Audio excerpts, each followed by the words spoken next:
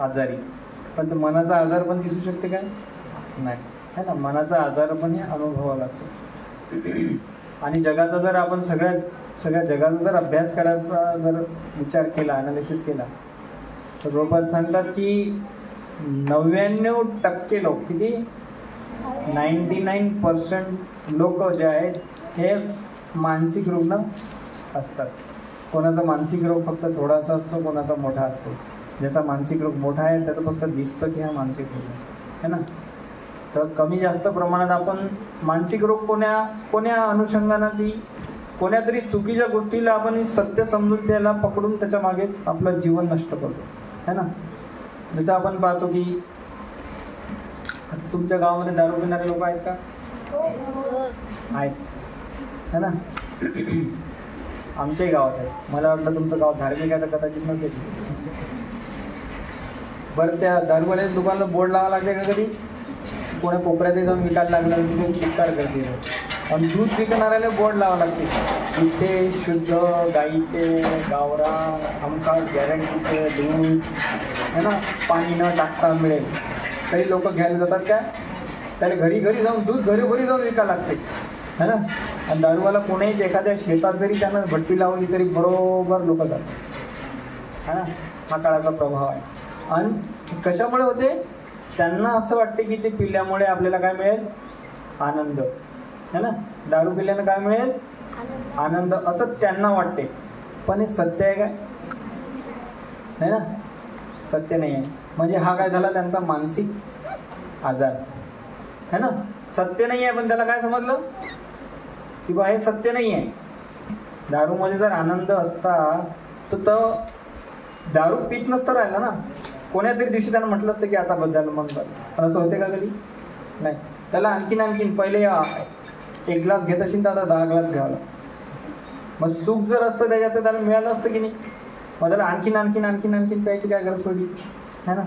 तर असे कमी जास्त सगळ्या मात्रेत सगळे लोक आजारी आहेत. मुख्य आजार तर आपला हा आहे की आपल्याला काय वाटते माहिती काय, की आपण म्हणजे शरीर आहे. हा सर्वात मोठा आजार आहे आपला. माहिती आहे का तुम्हाला? सगळ्यांना माहिती आहे. कोणाला? सर्वात मोठा आजार आपला हा आहे की आपल्याला असं वाटते की आपण काय आहे? शरीर आहे. शाळेतही आपल्याला हे शिकवले होते, काळात शाळेत महाविद्यालयामध्ये हे शिकवले होते की आपण काय? शरीर. पण आपण शरीर आहे का? नाही. शरीर तर फक्त आपण एकमेकाच्या डोळ्यानं पायानं दुष्ट होणारी वस्तू आहे. डोळ्यानं तुम्ही मला पाहू शकून राहिले, मी तुम्हाला पाहू शकून राहिलो, पण तुम्ही माझ्या शरीराला पाहून राहिले आणि मी तुमच्या शरीराला पाहू शकून राहिलो. आत्म्याला कोणी पाहू शकतो काय? एखादा व्यक्ती खूप मोठा आहे, एखादा राष्ट्रपती आहे, पंतप्रधान, आपले डॉक्टर APJ अब्दुल कलाम आपले राष्ट्रपती, बरोबर आहे ना. एखादा व्यक्ती राष्ट्रपती आहे किंवा पंतप्रधान आहे, तो किती वेळपर्यंत राष्ट्रपती राहू शकतो किंवा पंतप्रधान राहू शकतो? जोपर्यंत त्याच्या शरीरात त्याचा आत्मा उपस्थित आहे, है ना. आणि शरीरातून आत्मा निघून गेल्याबरोबर काय होतं? तो मग पंतप्रधान राहते काय किंवा राष्ट्रपती राहते का, है ना. तुम्ही पाहिलं असेल कदाचित डॉक्टर अब्दुल कलामचा व्हिडिओ पाहिला का शेवटचा? कोणी भाषण देत होते ते तरुण मुलांना प्रेरणा द्यायसाठी. भाषण देता ते खाली पडले, हार्ट अटॅक आला, त्यांना एक्सपायर झाले, है ना. शरीर तर पडलेलं होतं, है ना. म्हणजे ज्यांना आम्ही ती व्यक्ती समजत होतो, ती व्यक्ती म्हणजे ते शरीर होतं काय? काही दुसरी कोणती तरी वस्तू होती. कोणती होती माहित नाही आम्हाला, पण कोणती तरी दुसरी वस्तू होती, कारण त्याचं शरीर तर पडलेलं आहे. बरोबर आहे की नाही? ती वस्तू बरोबर आहे एकदम. प्रभूजीने असे ट्रेन केले बिलकुल, त्यांनी प्रभूजीने उत्तर दिले की आत्मा आहोत. तर काय आपण ते आत्मा आहोत, पण आपण स्वतःला काय समजतो? म्हणजे आपण समजणारे सगळे काय त्या अंशानं कुठेतरी आपण आजारी आहोत, है ना. मानसिक आजारी. तर या मानसिक आजारातून जसं आपण पाहतो की जर आपल्याला शरीरानं काही आजार झाला, ताप झाला, सर्दी झाली, खोकला झाला, आपण काय करतो? डॉक्टरकडे जातो. बरं, डॉक्टरकडे नुसतं जाऊन फायदा होते काय? डॉक्टरने दिलेलं औषधं बरोबर घ्यावं लागतं आणि त्या औषधाबरोबरच काय करावं लागते? पथ्य. समजा एखाद्याला खोकला झाला, खूप सीताफळ खाल्ले, खूप दही खाल्लं, खूप केळी खाल्ली, तर पाणी पिलं, खूप आंबट संत्र खाल्ली, खोकला झाला, बरोबर आहे. खोकला झाला, डॉक्टरकडे गेलो, डॉक्टरनं औषधही दिलं समजा खोकल्याचं खायला पुरतं, पण ते औषध तर घेऊन राहिलो आपण खोकल्याचं, पण जर पथ्य केलं नाही तर खोकला बरा होईल काय? समजा खोकल्याचं औषध घेऊन राहिलो आणि त्याच्यावर काय करून राहिलो, घरी जाऊन आंबट आंबट संत्र खाऊन राहिलो किंवा आंबट बोरं खाऊन राहिलो, तर आपला खोकला बरा होईल का? आपण काय म्हणू, अरे यार काय डॉक्टरचा काहीच फायदा नाही गड्या, काय फेल डॉक्टर आहे है ना, काही कामाचा डॉक्टर नाही, हे औषधही काही कामाची नाही तर डॉक्टरही काय कामाचं? हे खरं आहे का, सत्य आहे का? नाही.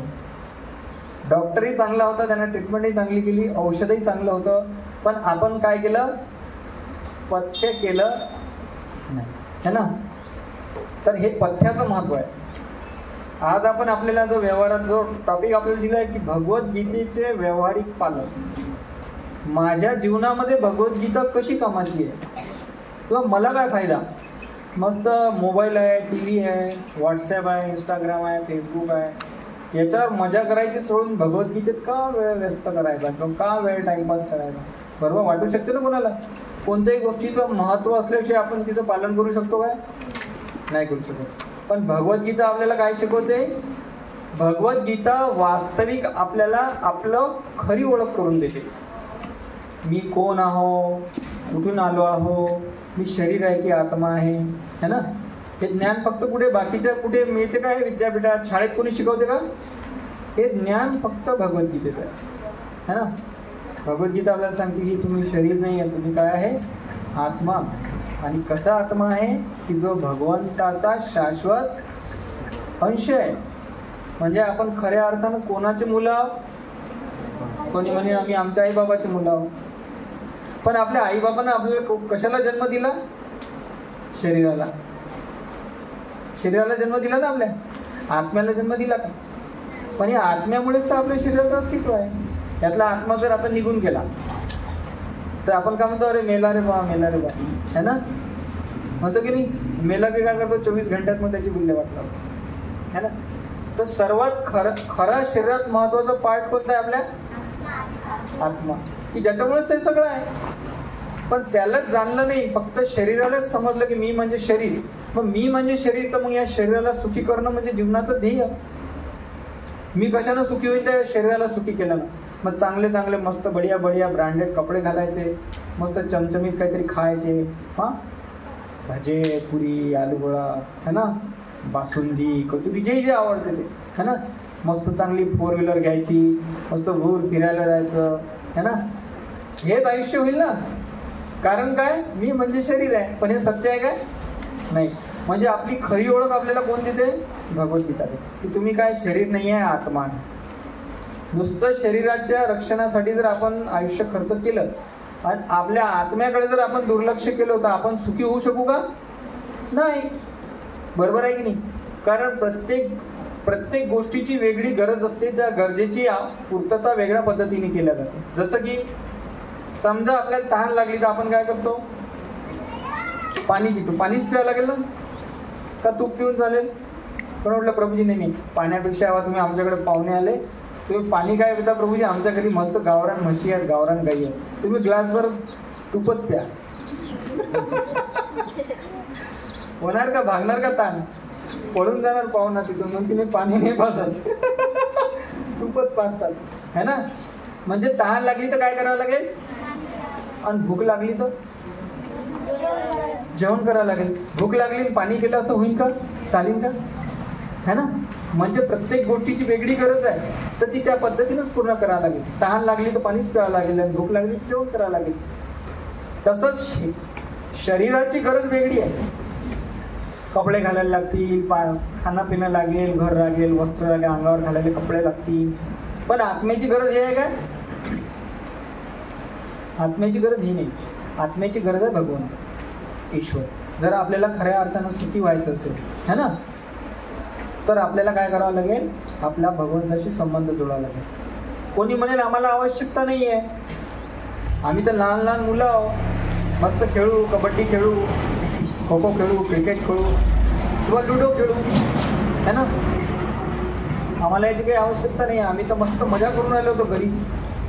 इथे काय लेक्चरला आम्ही आलो, उलट आम्हाला बोर होऊन राहिला आता, असं वाटू शकतं कोणाला. बरोबर आहे की नाही. पण याची आवश्यकता काय आहे आपल्याला खूप समजून घेणं खूप आवश्यक आहे. की आपल्या शेजारून आपण पाहतो की वान नदी वाहते. मासोळ्या पाहिल्या असतील ना नदीत? मासोळ्या कोणी कोणी पाहिल्यात? तुमच्या वाणीतल्या मासोळ्या किती लोकांनी पाहिल्यात? पाहिल्या? ऑलमोस्ट सगळ्यांनी, 99% लोकांनी पाहिल्या. मासोळी पाहिली आहे ना? समजा ते मासोळी त्या पाण्यात तुम्हाला मोठी मासोळी दिसली. आता तुम्ही त्या मासोळीला म्हटलं की काय या गंद्या पाण्यात राहते तुम्ही, है ना? कुठचं कचरा वाहून येते त्याच्यात, काय काय लोक गंदगी टाकतात. तू काय कर, आमच्या घरी मस्त की नाही वेलवेटची आहे, मस्त फोमची गादी आहे, नरम नरम गादी आहे, है ना?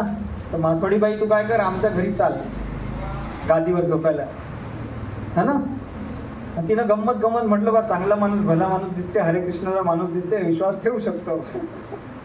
समजा ते आली, त्या मासळी आपण पाण्याबाहेर काढून जर आपल्या घरी आणली, गादीवर ठेवली, मखमलीच्या, मस्त AC पण ऑन केला, है ना, थंडगार चिल्ड एकदम, ते मासळी सुखी राहू शकते का? काय करेल ते मासळी? पहिले तर तळपळ करेल ना, उड्या मारेल, छटपट. अरे सुखी व्हायला आली, मी ते AC मध्ये बसायला आली होती, मखमलीच्या गादीचं पण, मखमलीची गादी पण आहे, AC पण आहे इथे, पण तरी मी सुखी नाही. ते मासळी सुखी व्हायच्या ऐवजी काय झाली? कारण तिची गरज काय? ते पाणी जर नाही मिळालं तिला तर ती अशी झटपटणार. आपण पाहतो लोक रात्री, सकाळी उठल्यापासून तर रात्री झोपेपर्यंत सगळे लोक, तुम्हाला गावातले सगळे लोक काय काहीतरी करताना दिसतील. तुम्ही प्रत्येकाला विचारा पकडून. समजा शेतकरी वावरात चाललेला, मग बाबा कशाला चालले? तर वावरात कशाला? काम करायला. मग ते कशासाठी? तर पीक येणार. मग ते कशासाठी? पीक खूप आलं तर पैसे खूप येणार. मग पैशाला काय होईल? मग पैसे खूप आले तर मला जे जे पाहिजे ते मी मिळू शकेन. मग मला जे सुख पाहिजे ते म्हणजे अंतिम ध्येय काय? त्याला सुखच पाहिजे, सुखी व्हायचं. शाळेत जाणाऱ्या पोरगाला पकडलं, अरे कुठे चाललं एवढा लगबगीला? दप्तर घेऊन शाळेत चाललो. कशासाठी? मोठा माणूस बनीन शाळेत शिकलो की, आहे की नाही? कलेक्टर बनी, पोलीस बनी, डॉक्टर बनी. बरं ते बनला तर मग डॉक्टर बनलं तर खूप सारे पैसे येतील. बरं मग पुढे पैसे आले तर मग मला जे करायचं, मग मोबाईल घेईन, घर बांधीन, कार घेईन, मला जे करायचं ते करीन. म्हणजे शेवटी कुठे तो थांबला? कुठे? सुख, है ना?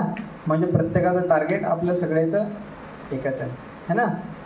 पण हे जर मी कोण आहे, माझी गरज काय, हेच जर ओळखलं, मला तहान लागलेली आहे की भूक लागलेली आहे, हेच जर मला समजलं नाही तर मी ते दूर करू शकेन का? नाही करू शकणार, है ना? म्हणून आपल्याला गीतेचं ज्ञान खूप अति आवश्यक आहे, है ना? तर आता आपण पुस्तकानुसार सिलेबस वाईज जायचा प्रयत्न करू, है ना? प्रभूजीचा आदेश आहे की आपण पुस्तकानुसारच आपण या विषयावर थोडंसं हे करू. ज्यांच्याकडे पुस्तक असेल, पेज नंबर 233, पथ्य अपथ्य, है ना? त्याच्या अगोदरचं टॉपिक आहे व्यवहारिक मधलाच, की भगवद्गीतेच्या व्यवहारिक पालनामध्ये की आपण सगळे आजारी आहोत. समजलं का तुम्हाला? सगळे आजारी आहोत, समजले काय? कोणाकोणाला मान्य आहे की मी आजारी आहे म्हणून? जो समजते की मी शरीर आहे, है ना, आणि शरीर सुखी केल्याने मी सुखी होईल, असं जो मानते ते सगळे आजारी आहे. माझे दोन्ही हात वर आहेत, है ना? तर आपण सगळे आजारी आहोत, सगळं लक्षात आलंय, है ना? तर आता आजार बरा करावा लागेल. आपले आध्यात्मिक आरोग्य पुन्हा प्राप्त करण्याच्या 3 अवस्था आहेत. पहिली गोष्ट तर मी रोगी आहे हे समजणं, मला उपचार हवे आहे हे स्वीकारणं. पहिली गोष्ट ते समजून घेणं की मी आजारी आहे आणि मला आजाराची ट्रीटमेंट करणं आवश्यक आहे हे समजणं. दुसरं आहे योग्य दवाखान्यात जाणं, है ना? कोणाकडे गेलो, एखादा भोंदू वैद्य असला, बंगाली डॉक्टर असला, त्याच्याकडे गेलो तर इलाज बला होईल का? नाही होणार. तिसरं आहे अनुभवी डॉक्टरांचा सल्ला घेणे. काय करायला पाहिजे, काय नाही करायला पाहिजे, काय खाल्लं पाहिजे, काय नाही खाल्लं पाहिजे, हा सल्ला घेणे. आणि मग मी आजारी आहे, मला ट्रीटमेंट घ्यायची आहे, तर त्याच्याही 5 अवस्था असतात. पहिले तर माणूस म्हणते मी आजारीच नाही, है ना? तो पहिले मान्यच करत नाही. अरे घरी तो म्हणतात जाणार भाऊ दवाखान्यात, जाणार भाऊ दवाखान्यात, नाही मला काय नाही झालं, जरासं तर अंग गरम झालं, है ना? तर पहिले तर नकार देते माणूस.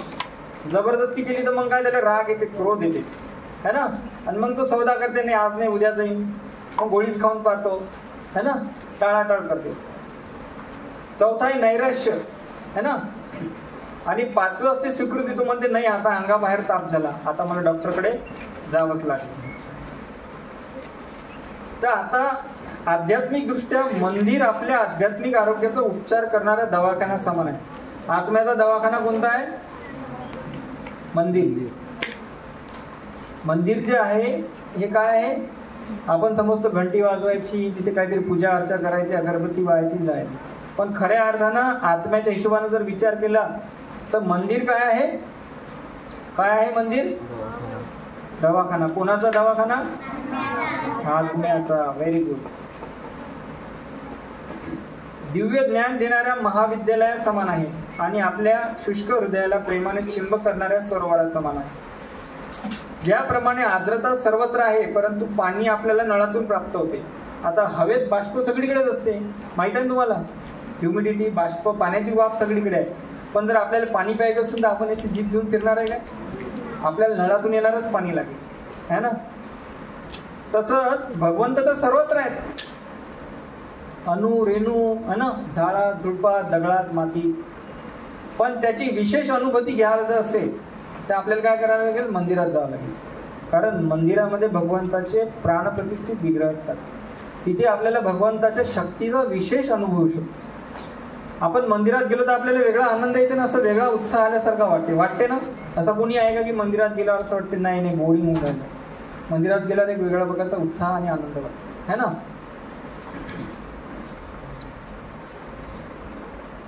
ज्याप्रमाणे आर्द्रता सर्वत्र आहे परंतु पाणी आपल्याला नळातून प्राप्त होते, त्याचप्रमाणे भगवंत सर्वत्र आहेत परंतु मंदिरात ते सहजपणे उपलब्ध असतात.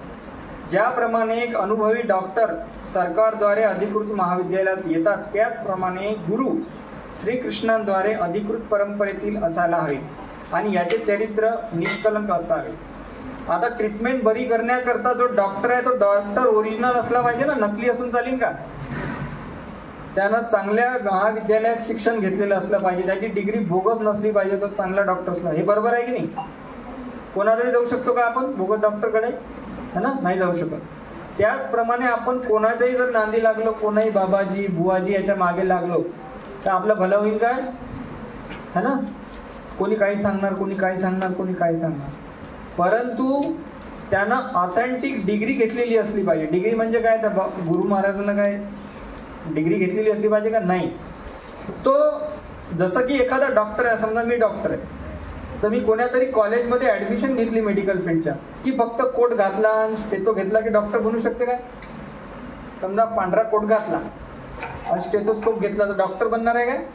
डॉक्टर सारखा दिसते तो नाटकातला डॉक्टर, पण तो डॉक्टर आहे काय? मग कोणताही बाबाजीनं दाढी वाढवली, फक्त धोती घातली म्हणजे तो गुरु झाला काय?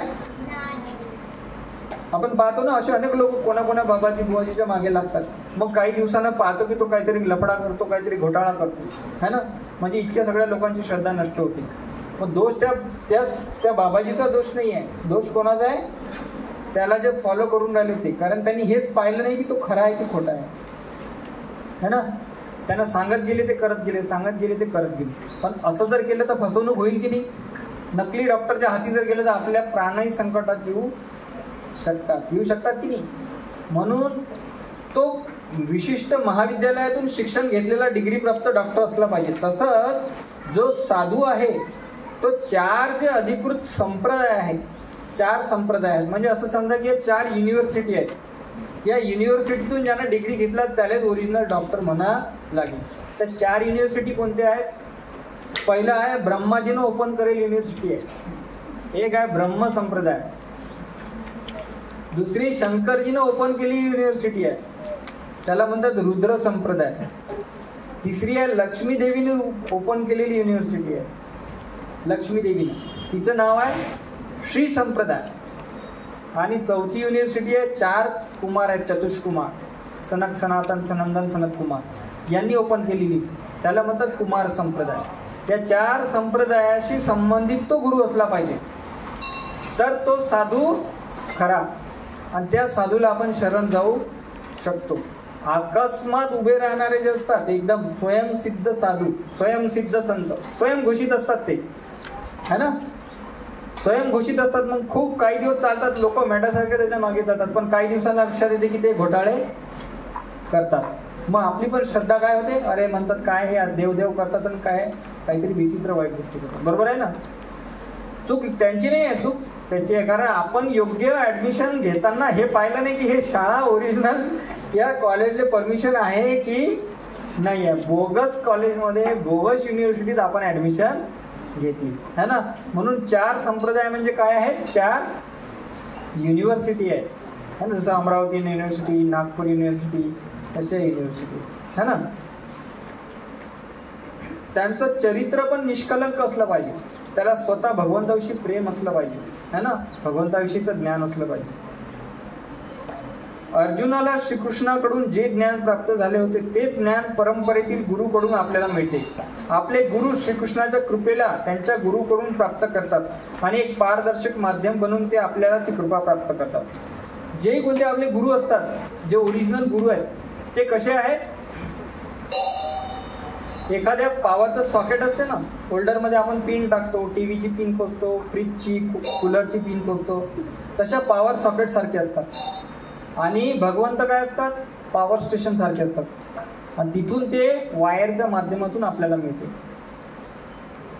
ज्याप्रमाणे डॉक्टरचा मुलगा योग्य शिक्षण प्राप्त केल्याविना डॉक्टर होऊ शकत नाही, त्याचप्रमाणे केवळ जन्माने व्यक्ती कुणी श्रेष्ठ अथवा ब्राह्मण होत नाही. बरोबर आहे की नाही.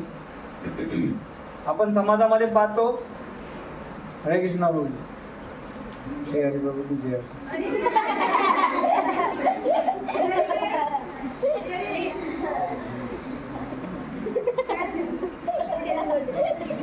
हरे कृष्णा.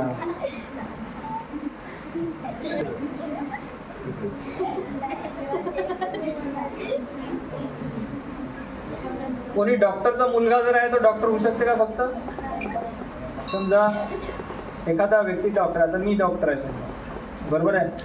आता माझा मुलगा आहे, तर हा फक्त माझा मुलगा असल्यामुळे डॉक्टर होऊ शकते काय. हा, त्याला जर डॉक्टर बनायचं असलं तर त्याला संधी चांगली भेटील, त्याला मार्गदर्शन भेटीन, शिक्षण भेटीन, आम्ही त्याला मार्गदर्शन करू शकतो.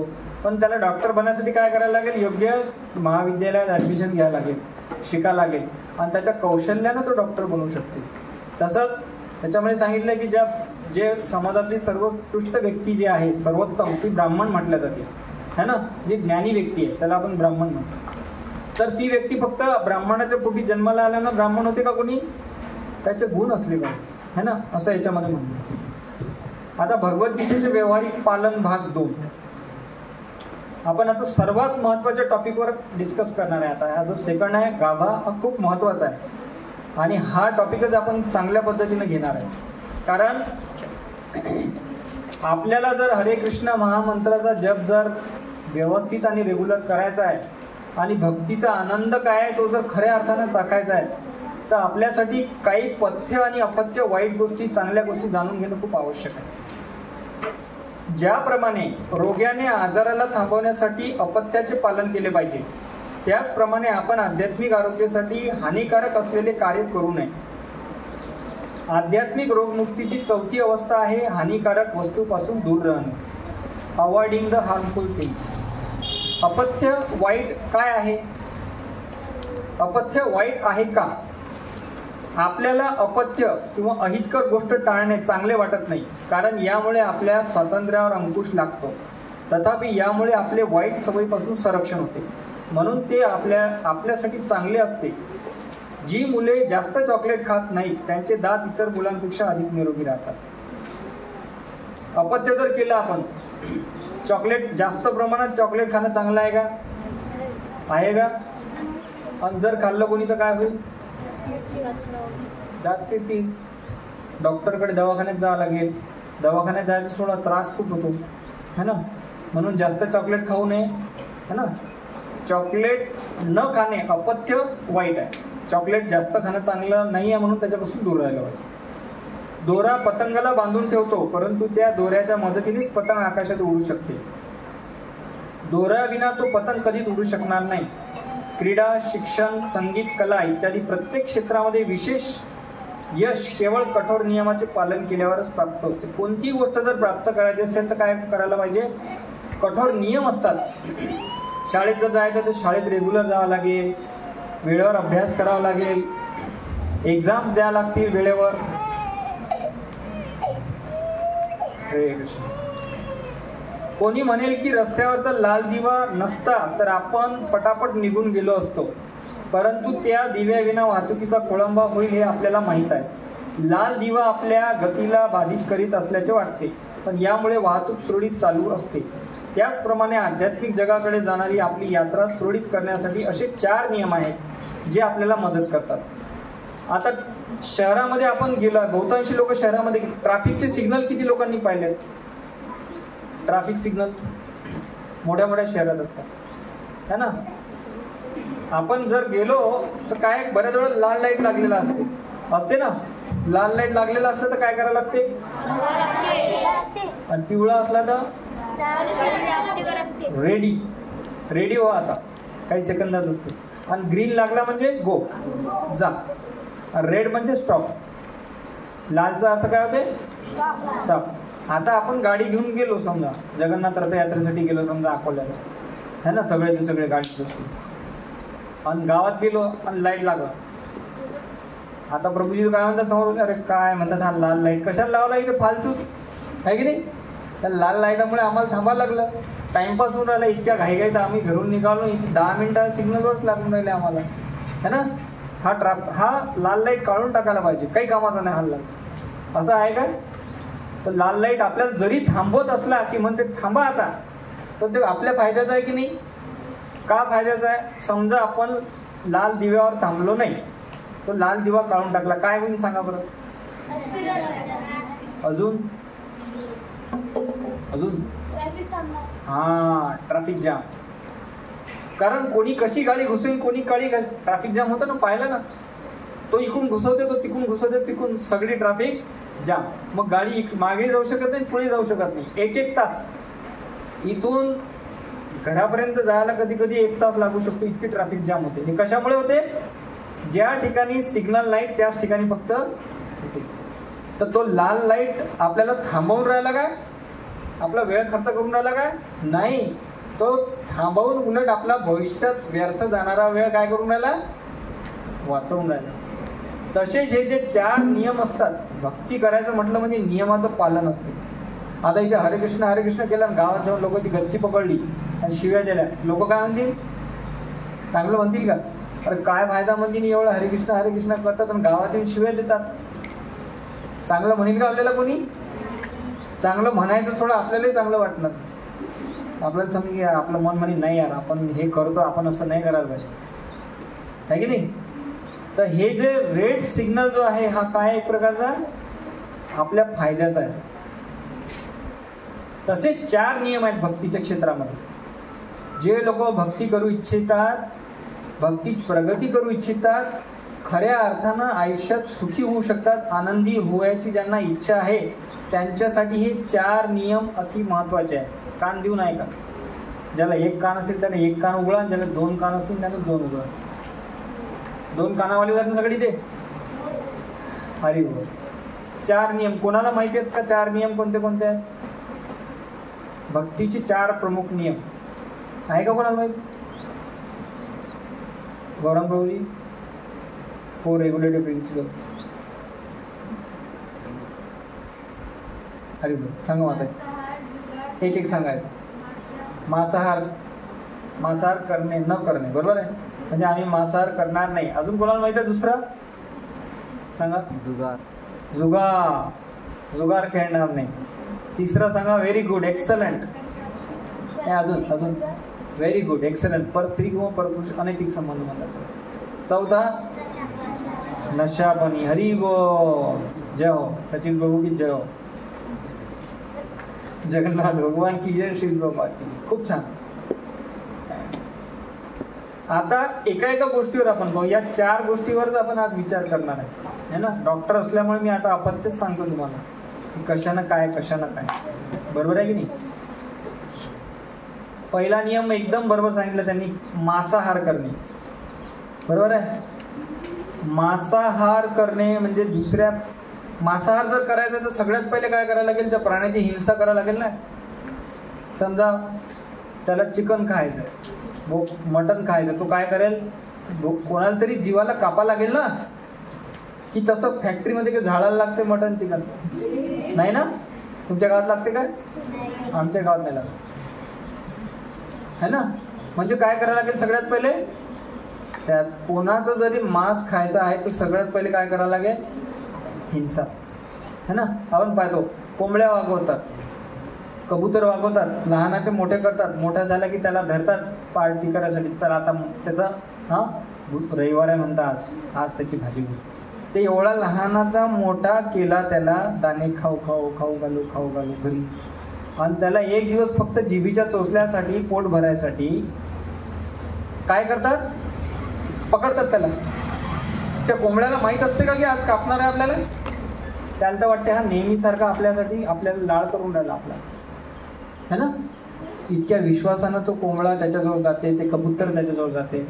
पण याच्या मनात काय असते, याला, कारण त्याला लहानपणापासून अभ्यास असते की यानं आपल्याला लहानाचा मोठा केलाय. तर तो कोंबडा म्हणा किंवा बकरा म्हणा, ते काय करतात, धरतात, दाबतात. तो खूप आकांत, त्याला ते हेच समजत नाही पाहिजे की आपल्यासोबत काय होऊन राहिलं. हा आतापर्यंत मला चारा आणून खाऊ घालत होता, इतकं माझी काळजी घेत होता, आणि आता काय केलंय, आणि मला कापलं, मान कापली की तो झटपट करतो, त्याच्या मानेतून रक्त उडते, रक्ताच्या चिरकांड्या उडतात, तो मरतो. आणि मग त्याचं मांस, ते त्याला शिलून त्याचं मांस काढून ते शिजवून खातात. हे कोण करू शकते, ज्याच्या हृदयामध्ये करुणा संपली, दया, ज्याच्या हृदयात दया आहे तो असं करू शकते काय. आत्मवत सर्व भूतेषु, गीतेत भगवंत सांगतात की अरे मला चटका लागला तर इतकं दुखते आणि मी याला भाजून खातो, है ना. म्हणजे मांसाहार केल्यानं कोणता आपल्या हृदयातला कोणता गुण नष्ट झाला, कोणता गुण नष्ट झाला, दया, करुणा राहिली काय, निष्ठुर होते तो, जाऊ दे ना, कापतच असतात, मारत असतात. कारण तो हे नाही पाहत की मला जरासं ब्लेड लागलं तर मला इतका त्रास होते, चटका लागला तर मला इतका त्रास होते, आणि मी फक्त काही मिनिटाच्या, माझ्या जिभेच्या फक्त काही मिनिटच तो घास राहते ना तोंडात, काही सेकंद फक्त, आणि पहिले फक्त 8-10 घासाचाच स्वाद लागते, नंतर जिभेवर कोटिंग आलं की फक्त गिटक्यासारखं मशीन गिटकते तशी ना, तशी फक्त गिटक्याच राहते. म्हणजे काही सेकंदाचाच त्याचा आनंद असतो. पण त्या सेकंदाच्या आनंदासाठी तो काय करते, प्राण्याची हिंसा करते. म्हणजे कोणता गुण गेला आपल्या हृदयातला, दया खतम. तो कोणावर दया करणार नाही. करीन का मांसाहार करणारा दया करू शकते का कोणावर, दीपक प्रभू. जो मांस खाते तो दुसऱ्या जीवावर दया करू शकते काय, नाही करू शकत. तो म्हणते काय करायला लागते, मला पाहून घेऊ, काय खाल्लं होतं, खेकडा भजून खाल्ल्याला काय होते, माझं दुखल्यानं काय होते, है ना. पाहून घेऊ, कोण पाहिलं मेल्यावर काय होते, कोण पाहिला देव, लोक असे उत्तर देतात ना.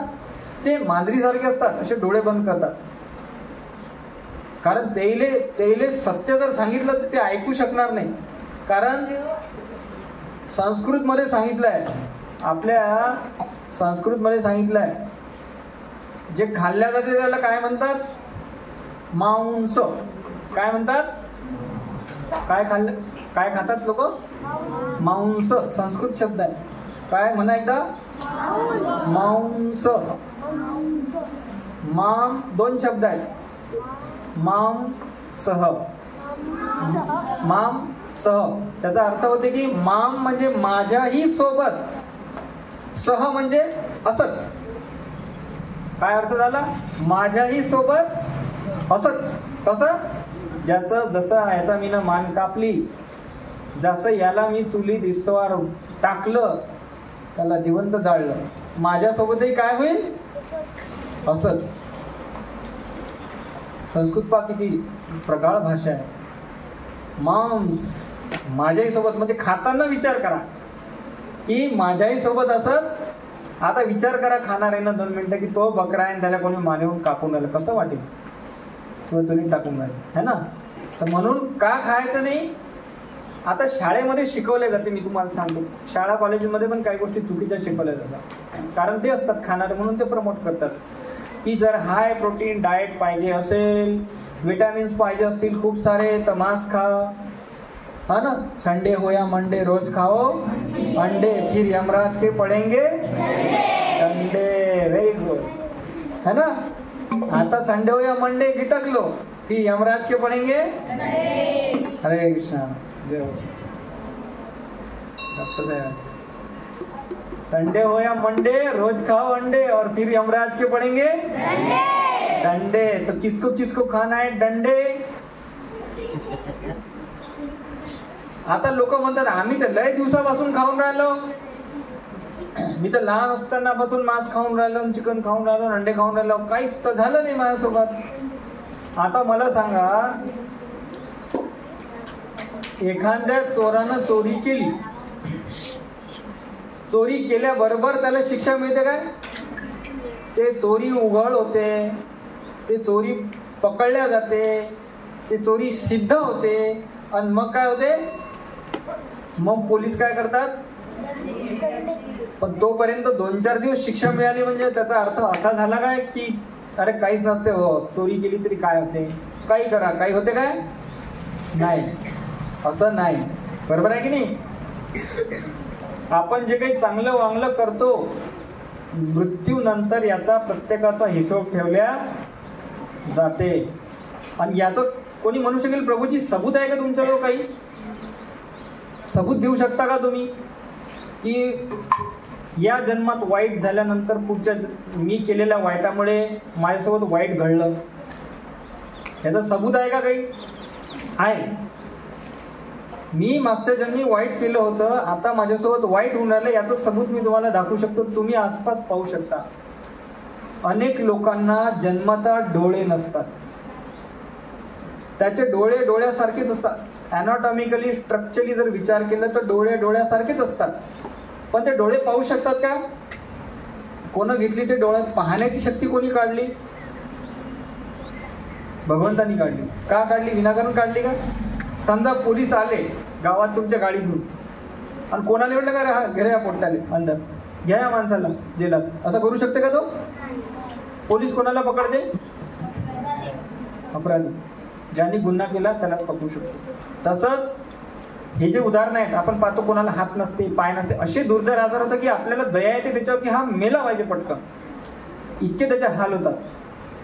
डॉक्टर साहेबांनी अनुभव घेतला असेल, मी पण अनुभव घेतला असेल. काही काही लोक म्हातारे होतात,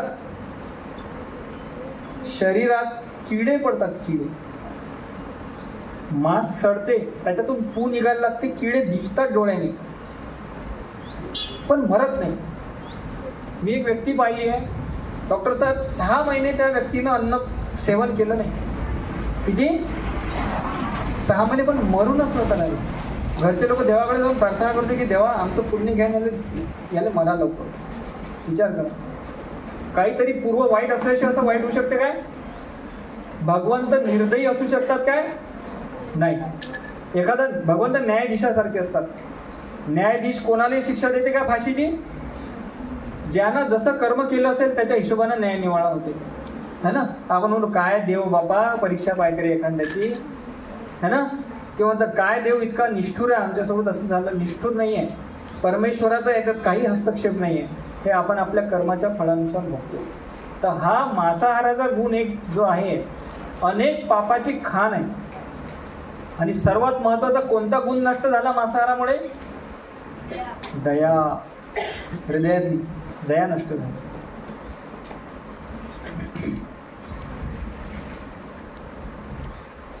करुणा आणि अहिंसा, पशुहत्या, सत्य नष्ट होते जुगाराला. जुगार, गॅमलिंग. जुगार कोणते कोणते प्रकार माहित आहेत जुगाराचे, सगळेच गावात सगळे प्रकार असतात. पत्ता खेळतात, है ना, पैशावर पत्ता खेळतात. अजून काय काय, वरली मटका, है ना, हाही जुगार आहे. लॉटरीचं तिकीट काढणे हा पण जुगार आहे. शर्यत लावणं, लावतं का शर्यत, भारत जिंकते की पाकिस्तान जिंकते, 100 रुपयाची. सचिन भाऊ 100 रुपयाची शर्यत, है ना. हे पण काय आहे, ह्याला जुगार म्हणतात काय. आम्ही तर रोज असते आमच्या दिवसातून एकदा, लाव मग शर्यत, लावतं का बीट, है ना. हा पण जुगार आहे. कली इतका सूक्ष्म स्वतःचं स्वरूप बनवलं आहे ना की आपण दिवस रात्र त्याच्यात गुंतलेलो आहोत, है ना. संतुलन आणि तपस्या. समजा नशा केली, यानं काय बिघडते, तपस्या आणि संतुलन, है ना. संतुलन बिघडते ना, याचा सबूत द्यायची गरज आहे का कोणाला. दारू पिणाऱ्याला सगळ्याच पाहिलं, सगळ्याच गावात दिसतात. किती संतुलित असते तो. 12 फुटाचा रस्ता आहे त्याला कमी पडते, है ना. तो इतका खास चालते नागोबा सारखा, है ना. तुमच्या गावात ऐकतील माहित नाही बा, तुमचं गाव तर धार्मिक आहे, आमच्या गावात तर बक्कळ आहेत. अख्खा 12 फुटाचा रस्ता त्याला कमी पडते, म्हणजे किती संतुलित आहे तो, है ना. रस्त्यानं चालता येत नाही, संतुलन बिघडते, है ना. तर नशा कोणताही असो, दारू, है ना, बिडी, सिगारेट, स्मोकिंग, गुटखा, है ना, हे सगळं काय आहे, व्यसन. व्यसनचा अर्थ काय की ज्याचा आपल्यासाठी काहीही सदुपयोग, आयुष्यासाठी कुठलाही सदुपयोग नाही आणि आपण तरी ती गोष्ट करतो, त्याला म्हटलं जाते व्यसन. संस्कृत शब्द आहे व्यसन. व्यसन म्हणजे संकट. व्यसन शब्दाचा संस्कृतमध्ये अर्थ होते संकट, कॅलॅमिटीज, संकट, है ना. दारू पिणाऱ्याचे किडन्या खराब, लिव्हर खराब होतात. स्मोकिंग करणाऱ्याचे फुफ्फुस नष्ट होतात, है ना. तर ही गोष्ट अत्यंत घातक आहे.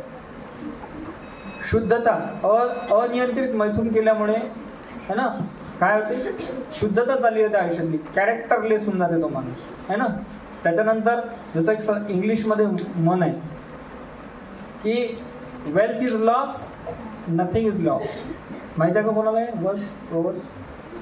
Wealth is loss, nothing is lost. Health is lost, something is lost. आणि if character is lost, everything is lost, है ना. चरित्रच नाही, व्यक्ती म्हणून पशुच आहे तो, जनावरच आहे ते, चालतं फिरतं, काही खा, काही करा, कोणासोबत काही वाईट कृत्य करा. माणूस आहे का तो? दुसऱ्याच्या सोबत वाईट करणारा, दुसऱ्याचं वाईट चिंतन करणारा माणूस असू शकतो काय? तो पशु आहे, है ना. म्हणून 4 नियम चौथा नियम कोणता? शुद्धतेसाठी अनियंत्रित मैथून असं म्हटलं आहे, है ना. करुणा आणि अहिंसा. निषेध पहिला, पशुहत्या. शास्त्रामध्ये करुणेचे 4 स्तर सांगितले आहेत. सर्वात खालचा स्तर आहे परदुःख सुखी. करुणेचे 4 प्रकार आहे. आता पुस्तकानुसार सांगतो मी तुम्हाला. सर्वात खालचा स्तर करुणेचा, करुणा आहे थोडीशी, पण कशी आहे, खालच्या तराची. परदुःख सुखी म्हणजे इतरांचे दुःख पाहून सुखी होणारा दुर्जन. कशानं सुखी होऊन राहिला तो? चांगली गोष्ट आहे का हे? समजा एखाद्याचा पाय मोडला, हे काय झालं? चांगलं झालं की वाईट? आमच्या गावात तर वाईटच म्हणतात त्याला. तुमच्या गावात काय म्हणतात? वाईटच आहे ना. पण समजा एखाद्याचा हात मुडला, पाय मुडला, आणि जर ते पाहून जर कोणाला सुख होत असेल तर तो कसा आहे? दुर्जन. चांगली गोष्ट आहे का हे? नाही. त्यानंतर आहे परसुख दुःखी म्हणजे इतरांचे सुख पाहून दुःखी होणारा. तुमच्या गावात आहेत का असे लोक? दुसऱ्याचं सुख पाहून दुःखी होणार आहे. त्याने नवीन ड्रेस घेतला, त्याच्या घरी नवीन कार आली, है ना, त्याचा तर मजल्यावर मजला चढला. पहिले झोपडीत होता, आता लेकाचा मकान बांधलं. फुकटा रस्ता आहे, मोदीनं दिलं, है ना. याले पैसे द्यायला लागतात काय? पण याले दुःख होते. कशाचं? दुसऱ्याच्या सुखाचं. हे बरोबर आहे का? दुसऱ्याचं चांगलं पाहून आपण दुःखी होणं, दुसऱ्याचा पहिला नंबर आला असेल ते पाहून दुःखी होणं योग्य आहे का? नाही. आपण प्रयत्न करायला पाहिजे, है ना, पहिला नंबर यायचा. त्यानंतर परसुख सुखी म्हणजे इतरांचे सुख पाहून प्रसन्न होणारा. अशा व्यक्तीला काय म्हणायला लागेल? कोण व्यक्ती आहे अशी? दुसऱ्याचं चांगलं झालं तर दुसऱ्याचं चांगलं झालेलं पाहून सुखी. म्हणजे गाडी तुमच्या घरी घेतली, पेढे तो वाटून राहिला, नंबर तुमचा आला, लग्न तुमच्या पुरीचं जुळलं, आणि गावात गुड तो वाटून राहिला. अशी व्यक्ती कोण आहे? सज्जन, चांगली व्यक्ती आहे ना. किती मोठी गोष्ट आहे बा. तुम्हाला आनंद झाला तर तुमच्या आनंदानं मला आनंद होणे. म्हणजे पैसे खर्च करायला लागले काय? समजा शेजाऱ्यानं गाडी घेतली, खर्च कोणी केला? पण त्याच्या सुखानं जर मी सुखी झालो तर मला खर्च करायला लागला काय? फायद्याचीच गोष्ट आहे ना, पॉझिटिव्ह गोष्ट. सर्वात वर आहे पर दुःख दुःखी, आणि सर्वात मोठी करुणा कोणती आहे? सर्वात करुणामय माणूस कोण आहे? दुसऱ्याचं दुःख पाहून जो दुःखी होते तो सगळ्यात करुणामय माणूस. म्हणजे एखाद्याचं समजा काही घरात एखाद्याला काही मोठा आजार झाला, गरीब व्यक्ती आहे, आमचे डॉक्टर साहेब नेहमी मदत करत असतात, तुम्हाला माहित नसेल पण आम्हाला माहिती आहे. एखादा गरीब व्यक्ती आहे, त्याला समजा झाला काही कॅन्सर, त्याला ऑपरेशन करावं लागते, तोंडाचा कॅन्सर झाला, पण त्याला समजलं अरे रे रे हां कॅन्सर झाला, ते काय म्हणतात, हे बघा ह्याचं ऑपरेशन अर्जंट करावं लागते. सरकारी डॉक्टरला फोन, ओळखीतून परिचय म्हणून की तू जा रे बाबा याचं ऑपरेशन कर, आणि त्याचा जो पैसे नाही, तिकिटाचे भाड्याचे पैसे नाही. असं होत असेल डॉक्टर साहेब, तुमच्यासोबत होत असेल, आमच्यासोबत अनुभव होते असा है ना, की माहीत आहे याला आता आवश्यकता आहे पण पैसे नसतात. मग ते काय करणार, याच्याजवळून घेणार, का रे बा तू किती देऊ शकता, असा मजबुरीचा माणूस आहे. 5,000, कुणी 10,000, 15,000 असं करून 1 लाख 2 लाख जमा करून त्याला त्याच्या ऑपरेशनसाठी पाठवले आणि त्याचं ऑपरेशन केलं है ना. तर अशी व्यक्ती काय म्हटलंय, सर्वात श्रेष्ठ करुणामय, कारण तो दुसऱ्याच्या दुःखानं. वैष्णव पण कसे असले पाहिजे, कसे असले पाहिजे वैष्णव? वैष्णवाची व्याख्याच आहे पर दुःख दुःखी. जगद्गुरु श्रील प्रभुपाद याचं उदाहरण आहे. प्रभुपाद वृंदावन मध्ये राहत होते 12 वर्ष,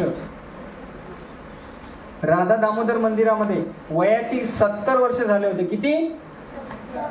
70 वर्ष. म्हणजे काडी घेऊन माणूस फक्त स्वतःचे कामं करू शकते, पण प्रभुपादांनी तुमच्या आमच्यावर सगळ्यावर दया केली की हे काय होऊन राहिले, या संसारात तडपून तडपून नष्ट होऊन राहिले, दुःखी होऊन राहिले. 70व्या वर्षी कुठे गेले प्रभुपाद? America, New York. कशासाठी? भक्तीचा प्रचार करायसाठी. का? की भारतीय लोकांना भक्ती करा रे म्हणून कोणी भक्ती करून राहिलं. प्रभुपादांनी म्हटलं आता याला ब्रँड बनवून आणतो, ब्रँड भक्तीला.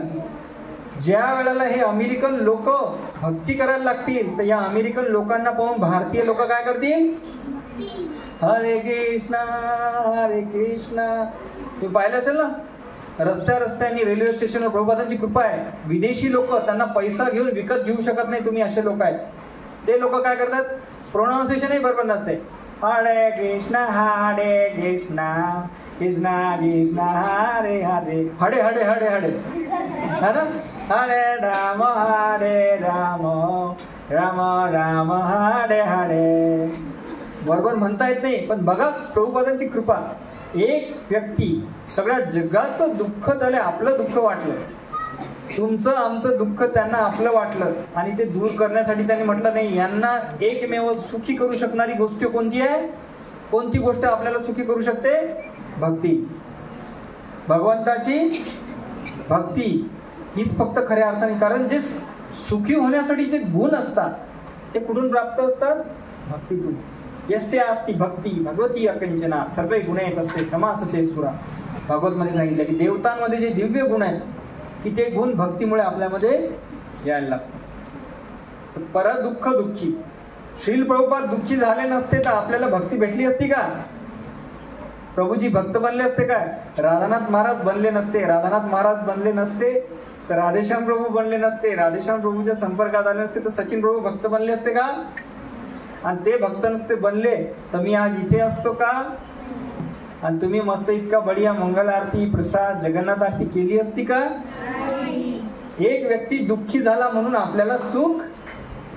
प्रभुपाद दुःखी झाले, अरे रे लोक जीव देऊन राहिले, कोणी जहर खाऊन राहिलं, कोणी फाशी घेऊन राहिलं, कोणी सुसाईड करून राहिलं, कोणी रेल्वेच्या खाली स्वतःला झोपून देऊन आत्महत्या करून राहिलं.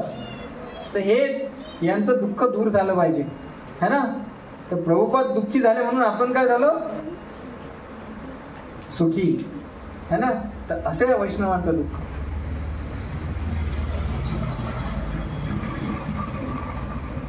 सर्वात वर आहे परदुःख दुःखी, म्हणजे ज्याचे हृदय करुणेने भरलेले आहे व इतरांचे दुःख दूर करण्यासाठी स्वतः कष्ट घेण्यास तयार आहे, असा महात्मा दिव्य स्तरावर असतो आणि इतर बालकांना रडताना पाहून स्वतः रडणाऱ्या बालकासारखा भावुक नसतो.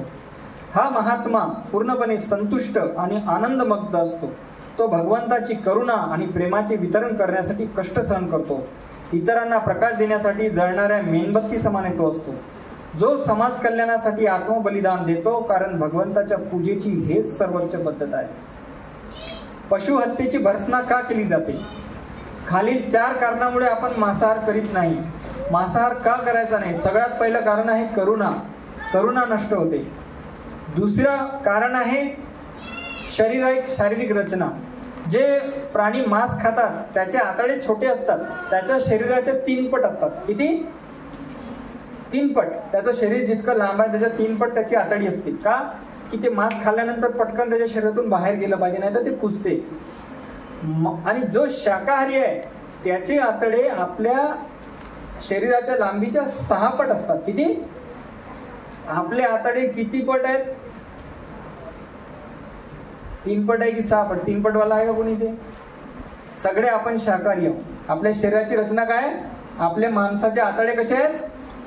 लांब, 6 पट जवळजवळ आपल्या लांबीच्या 6 पट. म्हणजे आपण कशासाठी बनलो आहे? मांसाहारासाठी की शाकाहारासाठी? म्हणजे परमेश्वरानं बनवतानाच आपलं शरीर कसं बनवलं आहे? शाकाहारासाठी, व्हेजिटेरियनसाठी. आणि जर समजा आपण मांसाहार केला तर आपल्या शरीरातून आतड्यातून ते मांस लवकर बाहेर पडेल काय? ते कुजणार. एखाद्या ठिकाणी जर जनावर पडलेलं असतं तर किती दुर्गंध येते. मांसाहार करणाऱ्याच्या पोटाची दुर्गती अशीच असते. ते असं समजा की जो मांसाहारी आहे असं समजा ते स्मशानच आहे, की ज्याच्यामध्ये मांस, सडलेला मांस, कुजलेला मांस त्या आतडीला चिटकून असते. काही दिवस, काही महिन्यापर्यंत चिटकून राहते, निघत नाही. म्हणून, कारण शरीराची रचना आपली मांसाहारासाठी नाही आहे, म्हणून मांसाहार नाही. तिसरं कारण आहे कर्म. आपण जर जसं कर्म केलं तसं फळ मिळते. ज्वारी पेरली की तुमच्या गावात काय उगवते? काय उगवते? ज्वारी उगवते ना. आमच्या गावात ज्वारी उगवते. म्हणजे काय समजलं का मी काय बोललो? जसं कर्म केलं. हा, कोणी म्हणेल घ्या मांस खाऊन मग पाहून घेऊ. मग ज्वारी पेरल्यावर गहू सोंगायचं थ्रेशर घेऊन गेला तर जमणार आहे काय? अरे गहूच नाही माझ्या वावरात, तर गहूच नाही उगून राहिला. अरे उगवून कसा तुला पेरलं काय? काय पेरलं होतं? वाण कोणतं होतं? हायब्रिड होतं, विठ्ठल वाण होता. मग सोंगायला कशाला चालले? गहू येणार आहे का? गहू साधा सिद्धांत आहे की नाही? बुद्धी लोकांना एवढे समजत नाही की जसं कर्म केलं तसं आपल्यासोबत होणार. दुसऱ्या पशुची हत्या केली तर आपलीही हत्या होणार. चौथा वर्ण आहे एन्व्हायरमेंट, पर्यावरण. पर्यावरणाची हानी होते मांसाहार केल्यामुळे. एका पशुला वागवायसाठी 1 किलो मांस खायसाठी जवळपास 10,000 लिटर पाणी लागते. किती? 1 किलो मांस बनवण्यासाठी 10,000 लिटर पाणी लागते. बघा निसर्गाची किती मोठी हानी आहे ना. इतका मांसाहार करणं. एका पशुला वागवून त्याचा मांस खाण्यासाठी कैक एकर जमीन लागते. कैक एकर जमीन मध्ये कितीतरी धान्य उगवून हजारो लोकांचं अन्न तयार होऊ शकते. पण मूर्ख लोक काय करतात? त्याच्यावर चारा उगवतील, त्याला पशु वागवतील आणि ते पशु कापून खातील. पर्यावरणाची हानी आहे ना. मग पर्यावरण काय करून राहिलं? आज आपण पाहिलं कोरोना आला होता. हे पर्यावरणाचा एक प्रकारचे थापड होती माणसाला, है ना, की तुम्ही काहीही नाही करू शकत, है ना. मांसाहारी लोकांमध्ये करुणा असू शकते का? काय वाटते तुम्हाला? असू शकते काय? नाही, मांसाहारी लोकांमध्ये करुणा असू शकत नाही. आता जे लोक तुम्ही भक्त आहात आता म्हणून असं सांगतो तुम्हाला, जे लोक अभक्त आहेत, नास्तिक आहेत, ते तुम्हाला विचारतात हा प्रश्न. सगळ्याला माहित असलं पाहिजे याचं उत्तर, की तुम्ही म्हणता मांस खाल्ल्याने हिंसा होते, मांस प्राण्याला कापून खाल्लं की हिंसा होते. आम्ही एक प्राणी कापतो आणि 10 जण खातो. तुम्ही तर किती मोठे झाडं कापता, हायब्रिड किती मोठं कापता. 1 क्विंटल हायब्रिडसाठी एकरभर झाडं सोंगता, है ना. पण मला सांगा, हायब्रिडच्या वावरात सोंगताना असा आवाज, आक्रोश ऐकू येते का तुम्हाला? आ ओ, है ना? जसा खाटी खाण्यात जर गेले तर आवाज कसा येतो? त्याचा ओरडण्याचा, त्या कोंबड्याचा ओरडण्याचा, बकऱ्याचा आक्रोश असते तो. पाहिला का कधी कोणी कापताना? मी पाहिला लहानपणी. जीवाचा आकांत कोणाला तरी बोलत होते, माहित नाही झालं कोणाला बोलवायचं आहे, पण तो बोलत असतो, मॅ मॅ मॅ असं येते का? त्याची जे नर्वस सिस्टम आहे, जे चेतासंस्था आहे ते मंद आहे, त्याला वेदना होत नाही. वृक्षाला होतात का? आता समजा मी एक झाड जर केळीचं कापलं तर आता आवाज येईल का त्यातून? कल्ला लावून का? नाही. तर हे हिंसेच्या कॅटेगरीत येत नाही असं शास्त्र म्हणतो. आणि म्हणून आपण हिंसा करून राहिलो काय? झाड कापणे आणि बकरा कापणे किंवा कोंबडी कापणे समान आहे काय? कारण त्याला संवेदना जास्त आहे पशुला, झाडाला आहे काय? म्हणून हे हिंसा होत नाही, हे कारण आहे. झाडांना मारणे देखील हिंसा आहे का? मग झाडांना मारणे नाही.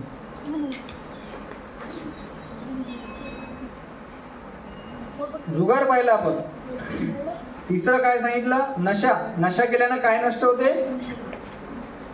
संतुलन आणि संयम, है ना? संतुलन जाते नशापान केल्यानं. शुद्धता.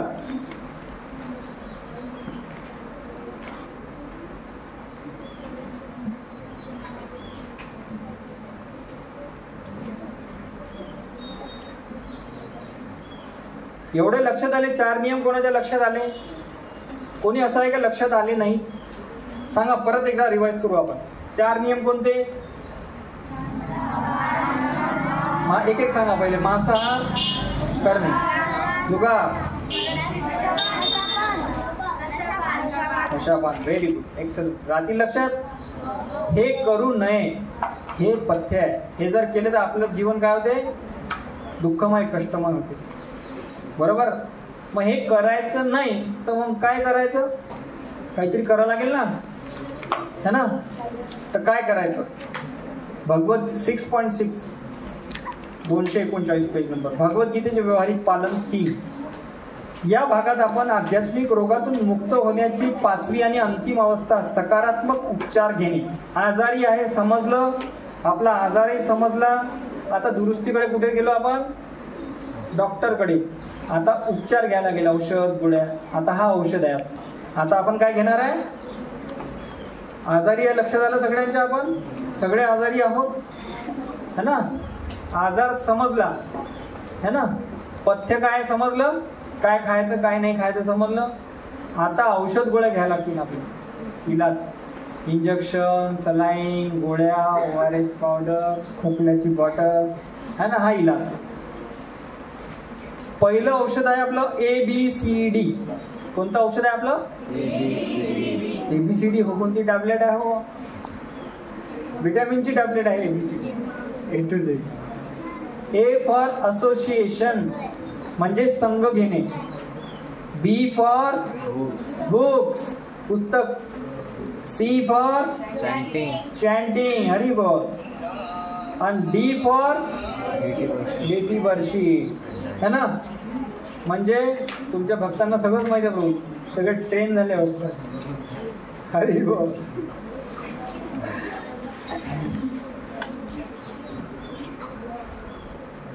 पहिला, साधूंचा संग करणे. पहिलं औषध कोणतं आहे? पहिली टॅबलेट कोणती आहे? साधू. सुदैवानं आपल्याला आसपास खूप सारे साधू लाभले, है ना? तुमच्या गावामध्ये वासुदेव महाराज, आता जिथे बसलो आपण नरहरी महाराज, है ना? सोनाळ्यात सोनाजी महाराज, हे संत आहेत, है ना? हे साधू आहेत. त्यांचा संग लाभणे, यांच्या पावनभूमीत जन्म घेणे ही भाग्याची गोष्ट आहे. गरम ताव्यावर पाण्याचा थेंब पडताच वाफ बनते. तोच थेंब कमळाच्या पानावर पडला तर मोत्यासारखा चमकतो. जर पावसाचा थेंब शिंपल्यात पडला तर तो सुंदर मोती बनतो. अशा प्रकारे संघ आपल्याला उत्कृष्ट किंवा निकृष्ट बनवतो, है ना? पावसाचा थेंब जर शिंपला पाहिला का कोणी? मोती बनणारा. त्या शिंपल्यामध्ये जर एक थेंब पडला तर काय होते? त्या पाण्यापासून मोती तयार होते, है ना? आणि तोच थेंब जर एखाद्या मातीवर गाऱ्यात पडला तर काय होते? चिखल, है ना? पाणी तेच, एका ठिकाणी काय तयार झालं? चिखल, आणि एका ठिकाणी काय बनलं? तर कशाचा परिणाम आहे? संग. त्या थेंबानं कोणासोबत संग केला. तसंच आपण कोणासोबत राहतो, कोण्या व्यक्तीसोबत त्याचे विचार ग्रहण करतो, कोण्या व्यक्तीसोबत कोणालाही मित्र नाही बनवायचं, कोणालाही मैत्रीण बनवायचं नाही. संघ खूप महत्वाची गोष्ट आहे. कारण बघितलं ना तुम्ही खूप हुशार असाल, तुम्ही खूप टॅलेंटेड असाल, पण एखाद्या वाईट व्यक्तीच्या संपर्कात आला तर तुम्ही काय असे बनणार? वाईट. दारुड्याच्या संपर्कात गेले तर दारुडे बनणार, गांजावाल्याच्या संपर्कात गेले तर गांजा पिणारे बनणार, है ना. किंवा एखादा वाईट चलन करणाऱ्याच्या संपर्कात आला तर तुमचं पण चलन कसं होणार? वाईट. पण काही करायचं नाही ते करणार, है ना. आपण बघतो आजकाल कितीतरी मुलं मुली आपल्या आई वडिलांना दुःख देतात. कोणी मुलगी याच्यासोबत पळून गेली, कोणता मुलगा याच्यासोबत पळून गेला. बरोबर आहे ना. का? स्वतःच्या सुखाचा फक्त विचार केला त्यांनी. संग चुकीच्या व्यक्तीचा केला, ज्यानं असं काहीतरी केलंय अशासोबत. पण किती लोक दुःखी होतात, किती लोक याच्यामुळे कष्टी होतात, याचा कोणी विचार करते काय? ते हे विचार करत नाही की 20 वर्ष 25 वर्ष माझे पिता माझ्यावर किती प्रेम केलं. 25 वर्ष प्रेम केलेली व्यक्ती, एकीकडे 2 वर्ष 4 वर्ष व्यक्तीच्या संपर्कात आलेली, त्याने केलेलं प्रेम कोणतं मोठं असू शकते, कोणतं घट्ट असू शकते, आणि कोणतं आपलं भलं करू शकते? 25 वर्षावालं की 4 वर्षावालं, है ना. पण मग हे झिंगाट वाल्यामुळे काय झालंय अशी समज. हे चांगलं आहे काय? किती दुःख होते. नवीन आयुष्य सुरू करायचा प्रयत्न करतात, सुखी व्हायचा प्रयत्न करतात, पण आपल्या मात्या पितांना रक्ताचे अश्रू देऊ सुखी होतील का? हे कधी या जन्मात तरी होतील का? होऊच शकत नाही. दुसऱ्याला दुःख देऊन, ते आपल्या आई वडिलांना ज्यांनी आपल्याला 9 महिने पोटात पोचलं, आपल्या बापानं, है ना, इतक्या दिवस पोचलं, त्याचाही विचार करत नाही. असे लोक सुखी होऊ शकतात का? ज्याचा आधारच दुःखावर आहे आधारी, दुसऱ्याला दुःख देऊन जे सुख सुरू झालं, ते सुख किती काळ टिकू शकते? आगीवर बसून थंडाव्याची अपेक्षा करणाऱ्याला काय म्हणणार? मूर्ख. नुसतंच मूर्ख नाही तर महामूर्ख, है ना. नुसतंच महामूर्ख नाही तर 7 मूर्ख. 7 मूर्ख नाही तर फक्त इन्फायनाइट डेसिमल पुढे, है ना. काय मूर्ख आहे, है ना. तर असोसिएशन, संघ, जसा संघ केला तसं बनणार. बरोबर. श्रीमद भागवतात सांगितलंय की अतिशय उन्नत आध्यात्मिक पुरुषाची सेवा या एकमेव मार्गानेच मनुष्याला भवबंधनातून मुक्ती मिळू शकते. जर एखाद्या संताची, कोणताही संत असेल, त्याची जर सेवा केली तर आपल्याला काय मिळू शकते? मुक्ती मिळू शकते. अशी सेवा करण्यात स्वास्थ्य नसलेला आणि त्याचप्रमाणे स्त्री, मैथून इत्यादीमध्ये आसक्त असणाऱ्या लोकांशी संग करण्यात स्वारस्य असलेल्या लोकांसाठी नरकाचे द्वार पूर्णपणे उघडे असते. आपण सर्व भक्तांचा सन्मान करावा, परंतु ज्यांचा आपल्यावर स्नेह आहे, जे समान विचारांचे आहेत, ज्याचे चारित्र्य निष्कलंक आहे आणि जे कृष्ण भक्तीच्या मार्गावर आपल्या श्रद्धेचे संवर्धन करतात, अशाच भक्तांचा आपण संग केला. कोणाचा संग केला पाहिजे आपण? कृष्ण भक्ती करणारा, जो भक्ती मार्गात आहे, जे चांगलं वांगल्याचा विचार करतो, वाईट करतो, चांगल्याचा विचार वाईटाचा विचार करून आपल्याला सांगतो. जसं तुमच्या गावामध्ये प्रभुपादांनी पाठवले तुमच्या उद्धारासाठी सचिन भाऊ, है ना. तुम्ही त्यांचा संग करून राहिले ना आता, है ना. तर तुम्हाला चांगलं शिकायला मिळून राहील. आणि वाईटाचा संग केला तर काय मिळणार? वाईट मिळणार. आपण एकटे भक्ती करू शकतो का? कोणी म्हणजे संग करायची काय गरज आहे? आम्हाला समजलं आता की हरे कृष्ण महामंत्र केला, हरिनाम जर घेतलं, है ना, तर काय मिळणार? भगवत प्राप्ती होणार. तर मी आता एखाद्या जंगलात, डोंगर, दरीखोरीत निघून जाणार आणि काय करणार? भक्ती करणार. असं शक्य आहे काय? नाही. कलियुगामध्ये हे शक्य नाही. आपल्या आध्यात्मिक इच्छा, आकांक्षा,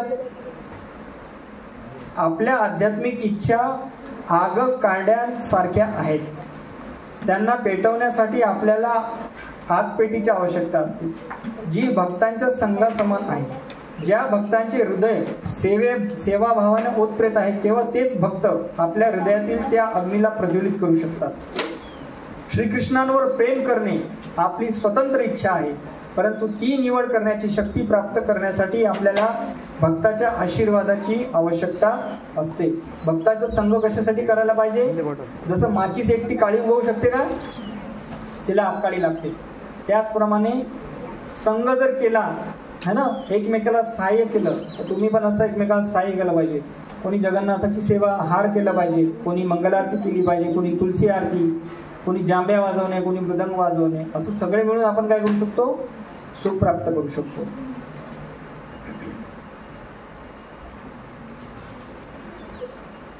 आता दुसरं बुक्स आध्यात्मिक ज्ञानाची पुस्तके. शास्त्राचे दिव्य ज्ञान हे नौके समान आहे, जी अगाध दुःखाच्या समुद्रात पार करण्यास आपल्याला मदत करते. दिव्य ज्ञान हे सूर्यप्रकाशा समान आहे, ज्यामुळे अंधकार दूर होतो आणि भ्रम रूपी धुके नष्ट होऊन आपली दृष्टी स्पष्ट होते.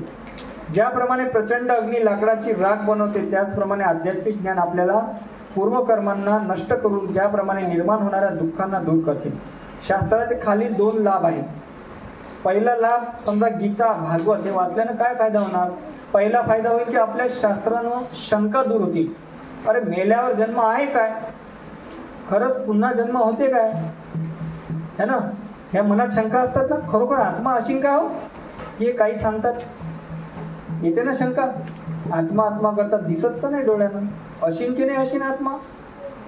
मेल्यावर माणूस डबल जन्म घेते काय, काय माहित बा, है ना.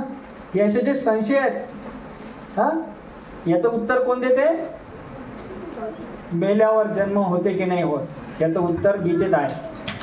वासासी जीर्णानि यथा विहाय नवानि गृह्येत नरोपराणि तथा शरीरानि विहाय जीर्णानि नन्यानि संयाति नवानि देहि.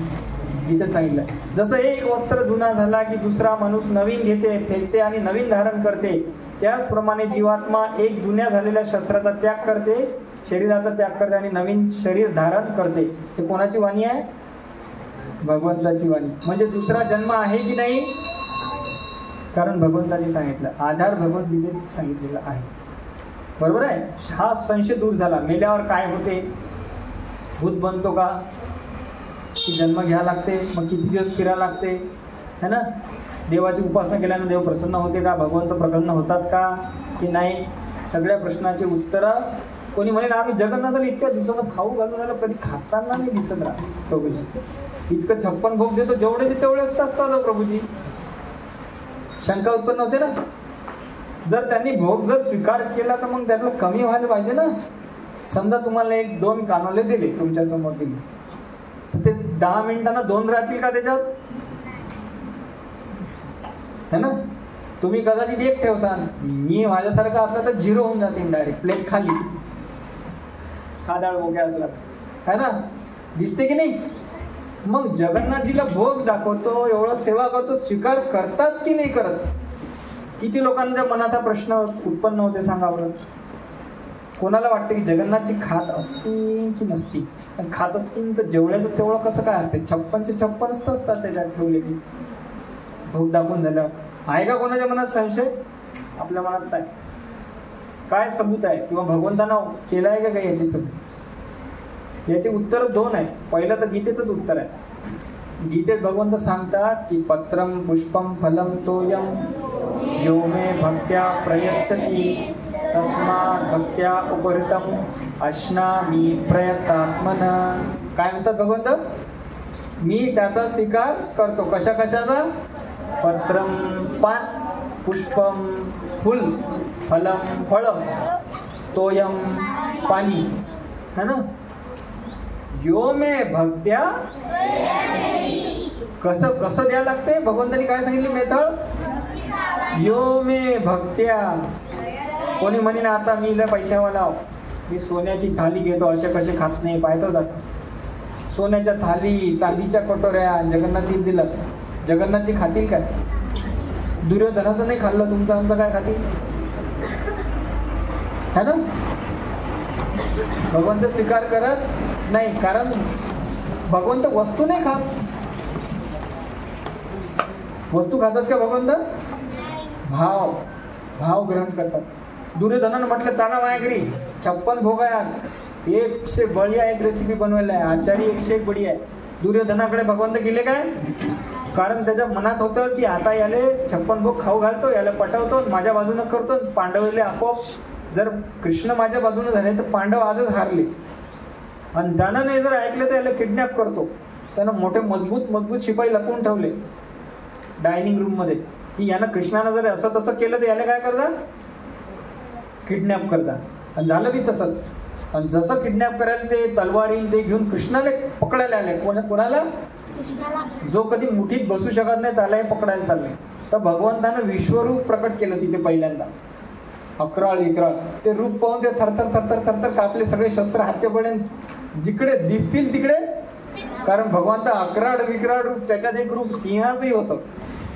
ते दात आणि कचकच वाजणारे दात आणि ते नख पाहून ते त्याच्या चड्ड्यात गिल्ल्या पिल्ल्या होऊन घरी, है ना. आणि कुठे गेले? विदुराच्या घरी, विदुर महाराणीच्या घरी. त्यामुळे तुझ्या घरी नाही, विदुराच्या घरी चाललो मी खायला. विदुर म्हणे मी तर बोलवलंही नाही.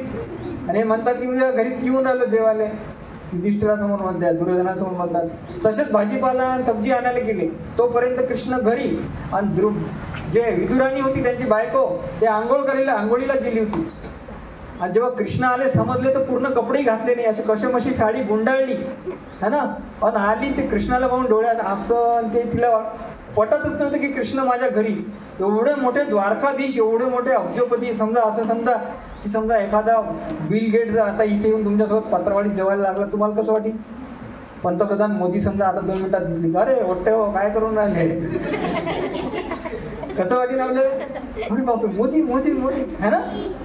तर हे यार एका तुकड्याचा चिवळ्याचा छटाकभर देशाचा जर पंतप्रधान आला तर असं वाटते या सगळ्या ब्रह्मांडाचा मालक जर आला तो बसला तर काय वाटेल, है ना. विचार करा तुम्ही तिच्या भावना काय असतील. तर तिला वाटलं तर काय ती बसा म्हणा की उठा म्हणा हेही सुचलं नाही तिला. ते लटलट कापत होती, डोळे आसऱ्यातून सगळे डोळे धुसर झाले, अंगावरचे कपडे जे होते तेही सैल झाले. आणि बसा याच्यावर कृष्ण स्वतः बसले. केळाची फणी ठेवलेली होती, काहीतरी खायला द्यायला पाहिजे ना. तर केळाची फणी उचलली विदुराणीनं. काय केलं? केळं शिलत होती, बाजूला डस्टबिन होती, ते केळ शिलत होती. ते केळ काढून त्यातलं केळ त्या डस्टबिन मध्ये टाकत होती. आणि जे हाती फतर राहते केळाचं जे डस्टबिन मध्ये टाकायला पाहिजे ते काय करत होती? कृष्णाला खाऊ. प्रेम, एवढा आनंद तिला की कृष्ण माझ्या घरी आले, कृष्ण माझ्या घरी आले. काय खाल्लं? पत्र.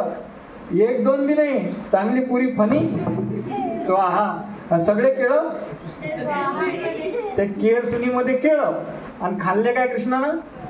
तिकून जेव्हा दारातून विदुर आले तर ते विदुर म्हणे तू करून काय आली? ते म्हणे कृष्ण आले आपल्या घरी, कृष्ण आले आपल्या घरी. अरे हो म्हणे, त्याचा सत्कार तर कर, त्याला काही दे, तू काय काय खाऊ घालून आले? म्हणे केळं. म्हणे पाबर म्हणे काय खातात कृष्ण? कृष्णाच्या तोंडात काय असते? पत्तर. कशाचं? तर विदुर म्हणाले भगवान तुम्ही हे काय खाऊन राहिले? अरे विदुर म्हणते इतकं स्वादिष्ट अन्न त्या माझ्या 16,108 बायका आहेत म्हणते द्वारकेत, पण ते नाही आतापर्यंत इतकं स्वादिष्ट मी कधीच खाल्लं नाही. आणि मी इथे केळाचे पत्र खाऊन राहिलो का? भगवंतानं काय खाल्लं? केळाचे पत्र खाल्ले का? भगवंतानं कशाचा स्वीकार केला? प्रेमाचा. भगवंत स्वीकार करतात की नाही करत? करतात. प्रश्न आहे तुम्ही भक्त आहात की नाही आहे? तुम्ही भक्तियुक्त अंतःकरणाला खाऊ घातलं की नाही? लोक काय करतात? देवासाठी इतके चांगल्या करतात, याच्यासाठी ह्या धबाळ्या पुरणपोळ्या, आणि देवासाठी भगवंत म्हणतील भाऊ तुला कमी पडते तूच खा. खाणार आहेत काय? स्वीकार करणार आहेत? करूच शकत नाही. कारण वस्तूनी भगवंताला आकर्षित करूच शकत नाही. वस्तू देऊन भगवंत कशाचं आस्वादन करतात? प्रेम. शबरीची उष्टे बोरं खाल्ले. जेव्हा शबरी बोरं खाऊ घालून आले, सगळे उष्टे बोरं शबरी खाऊ घालून आले, तर जेव्हा सोबत लक्ष्मण होता आणि राम होता, राम इतक्या प्रेमानं खाऊन आले आणि लक्ष्मण रागाला लाल लाल झाले की हे एक भिल्लन आहे, अशिक्षित, एवढे मोठे प्रभू रामचंद्र 3 लोकांचे पालक, आणि हे हिला काय खाऊ घालून आले? बोरण, तेही कसे? उष्टे. तर शबरीनं काही बोरं लक्ष्मणालाही दिले, पण लक्ष्मण काय करे? खायचं नाटक करेल, मागे फेकून दे. है ना. खायचं नाटक करेन, काय करे, मागून फेकून दिले. तर भगवान राम बोलले की मी इथे बोरं नाही खाऊन राहिलो, मी इथं काय खाऊन राहिलो, प्रेम आस्वादन करून राहिलो. कारण त्यांना माहित नव्हतं ना शबरी किती प्रेम करतो, है ना. तो अपराध घडला होता लक्ष्मणाकडनं, आणि ह्याच एका अपराधामुळे त्यांना शक्ती लागली होती. शक्तिबाण जो लक्ष्मणाला लागला होता तो ह्या अपराधाचं कारण होतं, कारण त्यांनी शबरी मातेचा अपराध घडला होता लक्ष्मणाकडे, है ना. तर असा विषय आहे. तर भगवंत खातात की नाही खात, हा, तुम्ही प्रेमानं देता की नाही देत हा प्रश्न आहे. तर भगवंत खातात की खात नाहीत हा प्रश्न नाही आहे, तुम्ही प्रेमानं देता की नाही देत हा प्रश्न आहे. तर ज्याला असं वाटते भगवंतानं स्वीकारलं पाहिजे त्याने प्रेमपूर्वक दिलं पाहिजे. दुसरा उत्तर, भगवंताच्या खाण्यात आणि आपल्या खाण्यात फरक आहे. याचं उत्तर उपनिषदामध्ये आलंय. ओम पूर्णमिदं पूर्णमिदं पूर्णात् पूर्णमुदच्यते पूर्णस्य पूर्णमादाय पूर्णमेवावशिष्यते. शास्त्रामध्ये आलंय, याच्यामध्ये उपनिषदामध्ये, की भगवंत कसे आहेत, पूर्ण. त्यांनी पूर्णातून पूर्ण काढलं तरी काय उरते, पूर्णच. त्यांनी भोग खाल्ल्यानंतरही भोग तेवढ्याच मात्रे शिल्लक उरतो. त्यांचं खाणं असं आपल्यासारखं नाही आहे. भगवंताचे डोळे पण खाऊ शकतात, भगवंताचे कान पण खाऊ शकतात, भगवंताच्या दृष्टीने भगवंत कोणत्याही वस्तूचा स्वीकार करतात, है ना. म्हणून वस्तू जेवढी आहे तेवढीच राहते, हे याचं उत्तर आहे. म्हणून शास्त्र शंका दूर करतात. दुसरं आहे, शास्त्र आपल्या आध्यात्मिक विस्मृतीला जागृत करतात. जे आपल्याला विसर पडलाय, मी अमका आहो, मी पाटील आहो, मी कुणबी आहो, मी देशमुख आहो, मी अमक्या जातीचा, मी ढमक्या जातीचा, मी पुरुष आहे, मी स्त्री आहे, मी डॉक्टर आहे, मी इंजिनियर आहे, मी हिंदू आहे, मी ख्रिश्चन आहे, मी मुसलमान आहे, मी काळा आहे, मी गोरा आहे, मी बारीक आहे, मी जाळा आहे. या खऱ्या गोष्टी आहेत की खोट्या गोष्टी आहेत, खोट्या, पण आपण त्या मानतो. म्हणून आपल्याला खरीची विस्मृती झाली आहे. पण गीता आपल्याला परत आठवण करून देते की तू शरीर नाही, तू आत्मा आहेस, है ना. हरे कृष्ण जप कशा प्रकारे कार्य करतो. सगळ्यात महत्वाचं औषध आहे, आता टॅबलेट आहे, अँटीबायोटिक आहे. श्रीकृष्णाचे पवित्र नाम आणि श्रीकृष्णाचे रूप यात कोणताही भेद नाही. भगवंताचं नाम आणि भगवंत वेगवेगळे आहेत का, अभिन्नत्वा नाम नामी, है ना.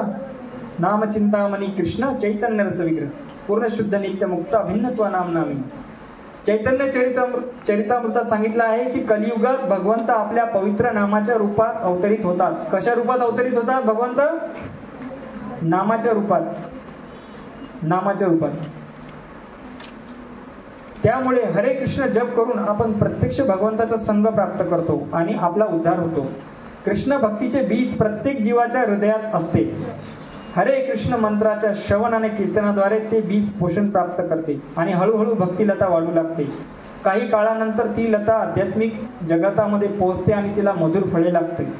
ज्याप्रमाणे मासा केवळ पाण्यातच सुखी राहू शकतो, तुम्हाला दिलं मी उदाहरण मगाशी, पाना कुठे सुखी राहू शकतो, मासा बाहेर राहू शकतो का, नाही. ज्याप्रमाणे मासा केवळ पाण्यात सुखी राहू शकतो, बाहेर नाही, त्याचप्रमाणे आत्मा केवळ चिन्मय जगतामध्ये सुखी राहू शकतो, भौतिक जगामध्ये नाही. महामंत्राचा आध्यात्मिक ध्वनी पुन्हा आत्म्याला भक्तिभावाने श्रीकृष्णासोबत जोडतो. हा अमृत ध्वनी आपल्या हृदयाला अपार आनंदाने भरून टाकतो. महामंत्राचा आध्यात्मिक ध्वनी आपण जे म्हणतो, हरे कृष्ण कृष्ण कृष्ण हरे हरे, हरे राम राम राम हरे हरे. हा काय करतो, आपल्याला भगवंतासोबत जोडतो. कोणी म्हणे भगवंतासोबत कसं जोडतो, शक्य आहे का. आपण पाहतो रेडिओ, आकाशवाणी अकोला केंद्र आपण घरी लावतो, सिग्नल कुठून आलेला असते, अकोला टावर वरून. त्या टावरून का वायर जोडलेली असते काय, तो सिग्नल तिथून पाठवलेला इथे रिसिव्हर असतो, तो रिसिव्ह करतो आणि आपल्याला गाणं बातम्या जे असलं लागेल त्याच्यावरती ऐकायला येते. याचप्रमाणे भगवंताचं नाम जे पवित्र नाम आहे, एखाद्या रेडिओ मेसेज सारखं आहे. जसा एखाद्या व्यक्तीचा नंबर असतो, माझा नंबर आहे 9619625960. ह्या नंबरवर तुम्ही डायल केला तर कोणाला नंबर लागणार? माझ्या याला. तसाच प्रत्येक डॉक्टर साहेबाचा वेगळा नंबर आहे, सचिन प्रभूचा वेगळा नंबर आहे, गोपाल प्रभूचा वेगळा नंबर आहे. तसाच भगवंताचाही मोबाईल नंबर आहे. मोबाईल नंबर भगवंताचा कोणाला माहिती आहे? हरे कृष्णा कृष्णा कृष्णा हरे हरे, हरे राम राम राम हरे हरे. इति षोडश नामना मंत्र कली कल्मषनाशन सर्व वेदेषु दृश्यते. हरि बोल. जय श्री प्रभुपाद की जय. याच्यापेक्षा दुसरा मार्ग कोणता नाही. आता आपला नंबर मध्ये किती डिजिट असतात मोबाईलच्या? Very good.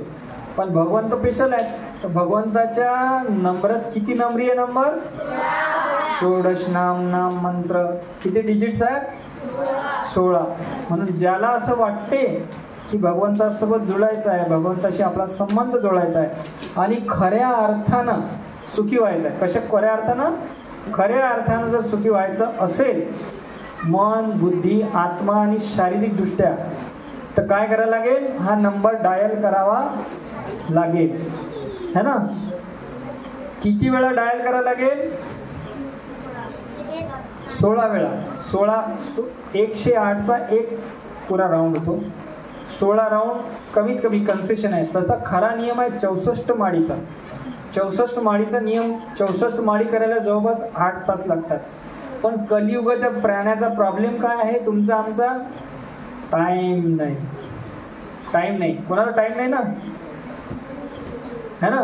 सगळ्या भौतिक जगतातल्या लोकांची सर्वात मोठी पहिली समस्या, अडचण काय? त्याला म्हणतात चाला ना कीर्तनात, चाला ना भजनात.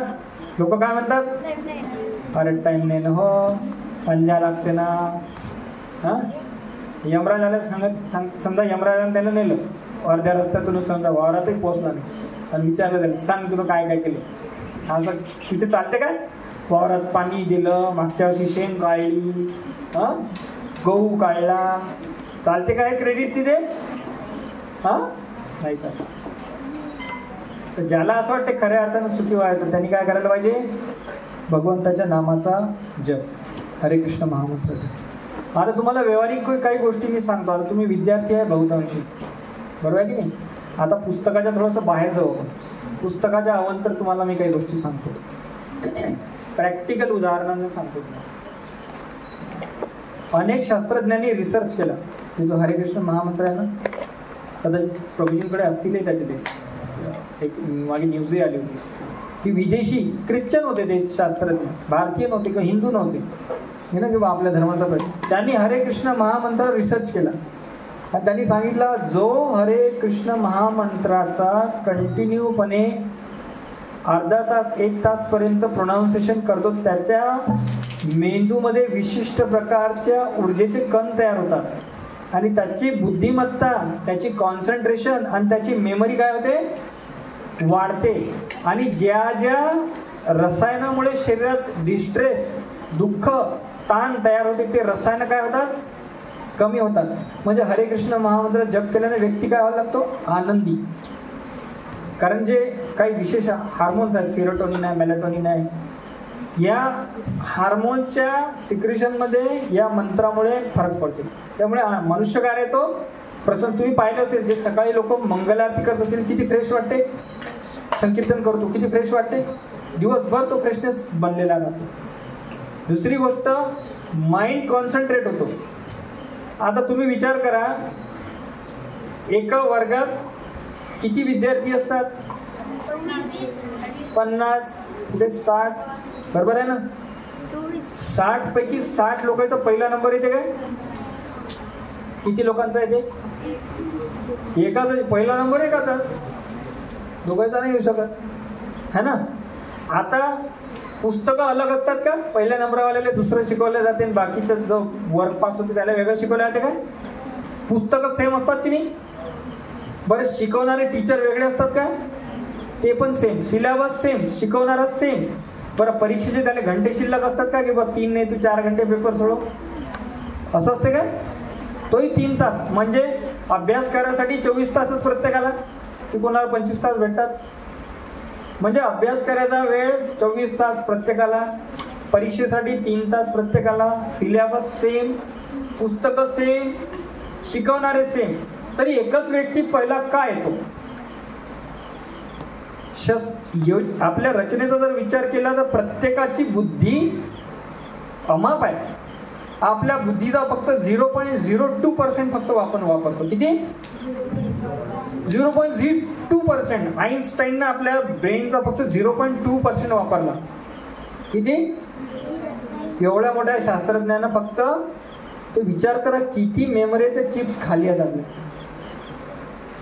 है ना?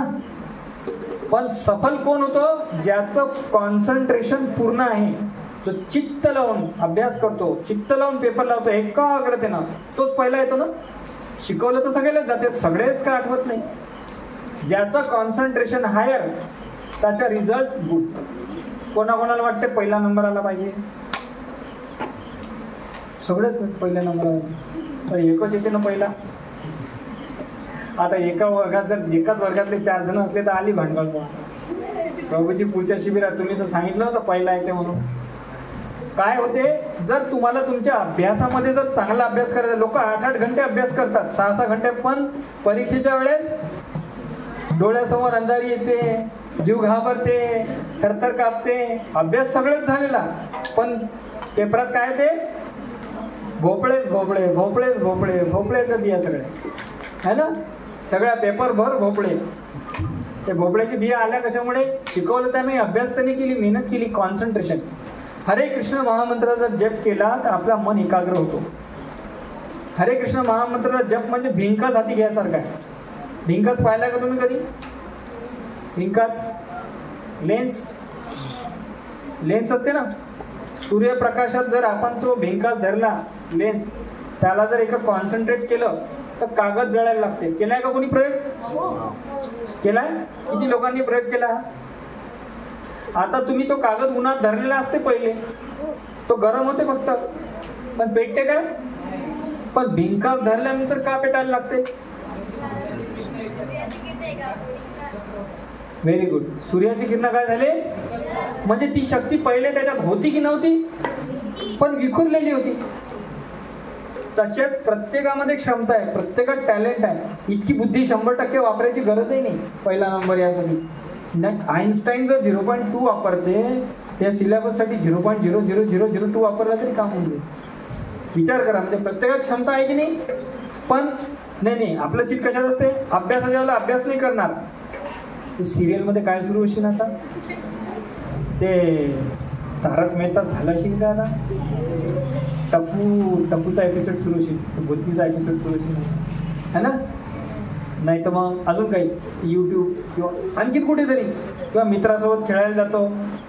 याच्यामुळे आपलं मन काय झालं? विखुरलं झालं आहे. आणि आपण आपल्या अभ्यासात बसलेला 6 घंटे असते ना, अभ्यास किती मिनिटं करते? 6 मिनिटं. चालेल वाटते बाबा रे काय अभ्यास करते. आणि मग घरी येताना काय घेऊन येते पेपरातून? भोपळ्याचं बी लावलं, है ना? कशामुळे झालं? कॉन्सन्ट्रेशन नसल्यामुळे.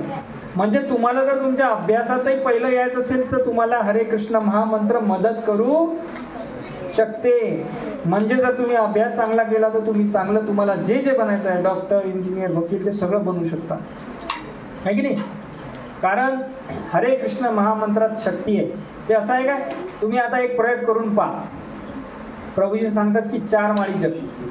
तुम्ही एक दिवस एक काम करा, 1 माळ कोका कोलाची करा. कोका कोला 1 माळ जप करा कोका कोलाचा. Coca Cola Coca Cola Coca Cola Coca किंवा आणखी काय? पेप्सी ढेप्सी पेप्सी ढेप्सी थोडा तोंडाला फेस यायला लागते, है ना? नुसतंच एखादा शब्द जर पुन्हा पुन्हा आवृत्त केल्यानं जर शक्ती निर्माण झाली असती त्या कोका कोलामुळे ते झालं असतं ना. पण झालं काय? थोड्या वेळानं म्हणते हा घ्या जप, प्रभूजी माळ तुमची, हा घ्या जप. करू शकतो काय? कारण ते फक्त शब्द आहेत. पण हे फक्त शब्द आहेत काय? हे साक्षात भगवंत आहेत. हा फरक आहे. अभिन्नत्व नाम नामिनो, भगवंताचं नाम भगवंतापासनं अभिन्न आहे. तर भगवंताच्या नामात भगवंत स्वतः आहे. आणि त्याच्यामुळे जसे भगवंत आपण भगवंताचं नाव घेतो, आपल्या जीवेवर जसं आपण म्हणतो कृष्ण, काय म्हणतो कृष्ण, त्याच वेळेला भगवंत कालियाच्या फणावर जसा डान्स केला होता ना, तसा नृत्य आपल्या जिभेवर करायला लागतं है ना. मग त्यांचा जर स्पर्श झाला तर त्यांची ऊर्जा आपल्याला येईल ना. बरोबर आहे ना, बरोबर आहे ना. कूलर जवळ बसलं तर थंड लागते, शेकोटीला बसलं तर ऊब लागते. ज्याचा संपर्क केला ती ऊर्जा मिळते. जर भगवंताचा संपर्क केला तर भगवंत सच्चित आणि आनंद स्वरूप आहे. मग या तीन गोष्टी आपल्याला प्राप्त होतील की नाही होतील? होतील. म्हणून हरे कृष्ण महामंत्र जप जर केलो आपण तर आपल्याला कधी टेन्शन येणार, डिप्रेशन येणार, काय होईल की नाही होईल याचं टेन्शन येणार. माहित आहे माझ्या पाठीशी भगवंत आहे. 10वी नापास होणारही जग हलवू शकतो है ना. बरोबर आहे ना. तो माझं कसं होईल, आता जॉब लागेल की नाही, आणि नंबर लागेल की नाही, इंजिनियर होईल. अरे भगवंतानं मला पक्क माहिती आहे की माझा हिस्सा भगवंतानं वाढवून ठेवलेला आहे. मी काय करायला पाहिजे, एकाग्र चित्तानं भगवंताचं नाम घ्यायला पाहिजे. म्हणून तुम्हाला जर तुमच्या शाळेतही चांगला अभ्यास करायचा असेल, तुम्हाला असं वाटत असेल आपल्या घरचं वातावरण आनंदी आणि प्रसन्न राहिलं पाहिजे, आपल्या घरचं सगळं चांगलं चांगलं झालं पाहिजे, सगळ्या गोष्टी घरात चांगल्या होत राहिल्या पाहिजे, तर काय करायला पाहिजे? हरे कृष्ण कृष्ण कृष्ण हरे हरे, हरे राम राम राम हरे. मग आता किती लोक हरे कृष्ण महामंत्राचा जप करतील? 4 माळी. 4 माळी. कॅमेरा लावून ठेवलाय, जगन्नाथजीनं ऑन केलाय. जे खोटं बोलतील त्याचे हात जगन्नाथजी काढून घेऊ शकतात बरं. 4 माळी. अजून विचार करा वर करताना. नेहमी करणार है ना? का करणार? का कशासाठी? आनंदी होण्याकरता, सुखी होण्याकरता है ना. घरातले सगळे आनंदी राहिले पाहिजे, सुखी राहिले पाहिजे. आणि सर्वात महत्त्वाचा आपल्याला भगवंताची भक्ती आणि भगवंताचं प्रेम प्राप्त झालं पाहिजे याच्याकरता. सगळे लोक आता हरे कृष्ण महामंत्र जप करतील. 4 माळी. 4च माळी. आणि आणखीन एक टास्क तुम्हाला, होमवर्क देतो तुम्हाला, की रोज तर तुम्ही 4 माळी करणारच. शक्यतो सकाळी उठल्या आंघोळ केलं की तुमच्या सकाळीच करायचा प्रयत्न करायचा. नशील जमत तर कधीही करू शकता, दुपारी करा, रात्री करा, जसा वेळ मिळतो. पण एकादशीच्या दिवशी आपल्या घरी आपले जे घरी व्यक्ती असतील, आई बाबा आजी आजोबा, यांना घेऊन बसायचं. त्यांचं पण कृष्णाच्या बँकेत अकाउंट ओपन करायचं आणि त्यांना पण काय करायचं, हरे कृष्ण महामंत्राचा जप करायला लावायचा. कारण ती त्यांच्या प्रती दया आहे. आपल्याला वाटते ना आपल्या आई वडिलांसाठी आपण काही केलं पाहिजे, तर हे सर्वोत्तम वस्तू आहे. तुमचे वडील जर वाईट व्यसन करत असतील तर ते वाईट व्यसनापासून दूर होतील. घरातलं जर वातावरण तुमच्या खराब असेल तर ते वातावरण पण चांगलं असेल. तुम्ही कोणत्याही परिस्थितीत असला तरी तुम्ही आनंदी राहा. म्हणून सगळे लोक करतील आता अशी अपेक्षा आहे. आणि सगळ्यांच्या चरणी तुमच्या प्रभूजींना खूप खूप धन्यवाद की मला मायेच्या दलदलीतून त्यांनी बाहेर काढून भगवंताविषयी, भक्तीविषयी, भक्ताविषयी काहीतरी बोलायची संधी दिली. नाही तर आम्ही आमच्या छापखान्यात रोजच्या आमच्या छपाईच्या कागदात टाकले की इकून नोट, कागदात टाकले इकून नोट. पण ह्या खोट्या मायातून बाहेर काढून त्यांनी वास्तविक ज्याच्यासाठी भगवंतांनी जीवन दिलं ते करण्यासाठी प्रेरित केलं. याच्याबद्दल प्रभूचं खूप खूप धन्यवाद. आणि तुमच्या सगळ्या वैष्णव आणि वैष्णवीच्या चरणी खूप खूप साष्टांग दंडवत प्रणाम. कारण तुम्ही खूप भाग्यशाली जीव आहे, खूप भाग्यशाली जीव आहे. तुमच्या भाग्याची गणना ब्रह्माजीलाही करता येणार नाही. तुमच्यासारखं पवित्र आणि कोमल हृदय प्राप्त करायला आम्हाला आयुष्यभर साधना करावं लागेल. पण भगवंतांनी तुमच्या कोमल हृदयातच भक्तीचं बीज दिलं, तर तुमच्या भाग्याची कुठलीही गणना नाही है ना. तुकाराम महाराज सांगतात, कुडी कन्या पुत्र होती जे सात्विक, तयाचा हरी वाटे देवा. तुका म्हणे मज घडो त्यांची सेवा, परी माझ्या दैव पार नाही.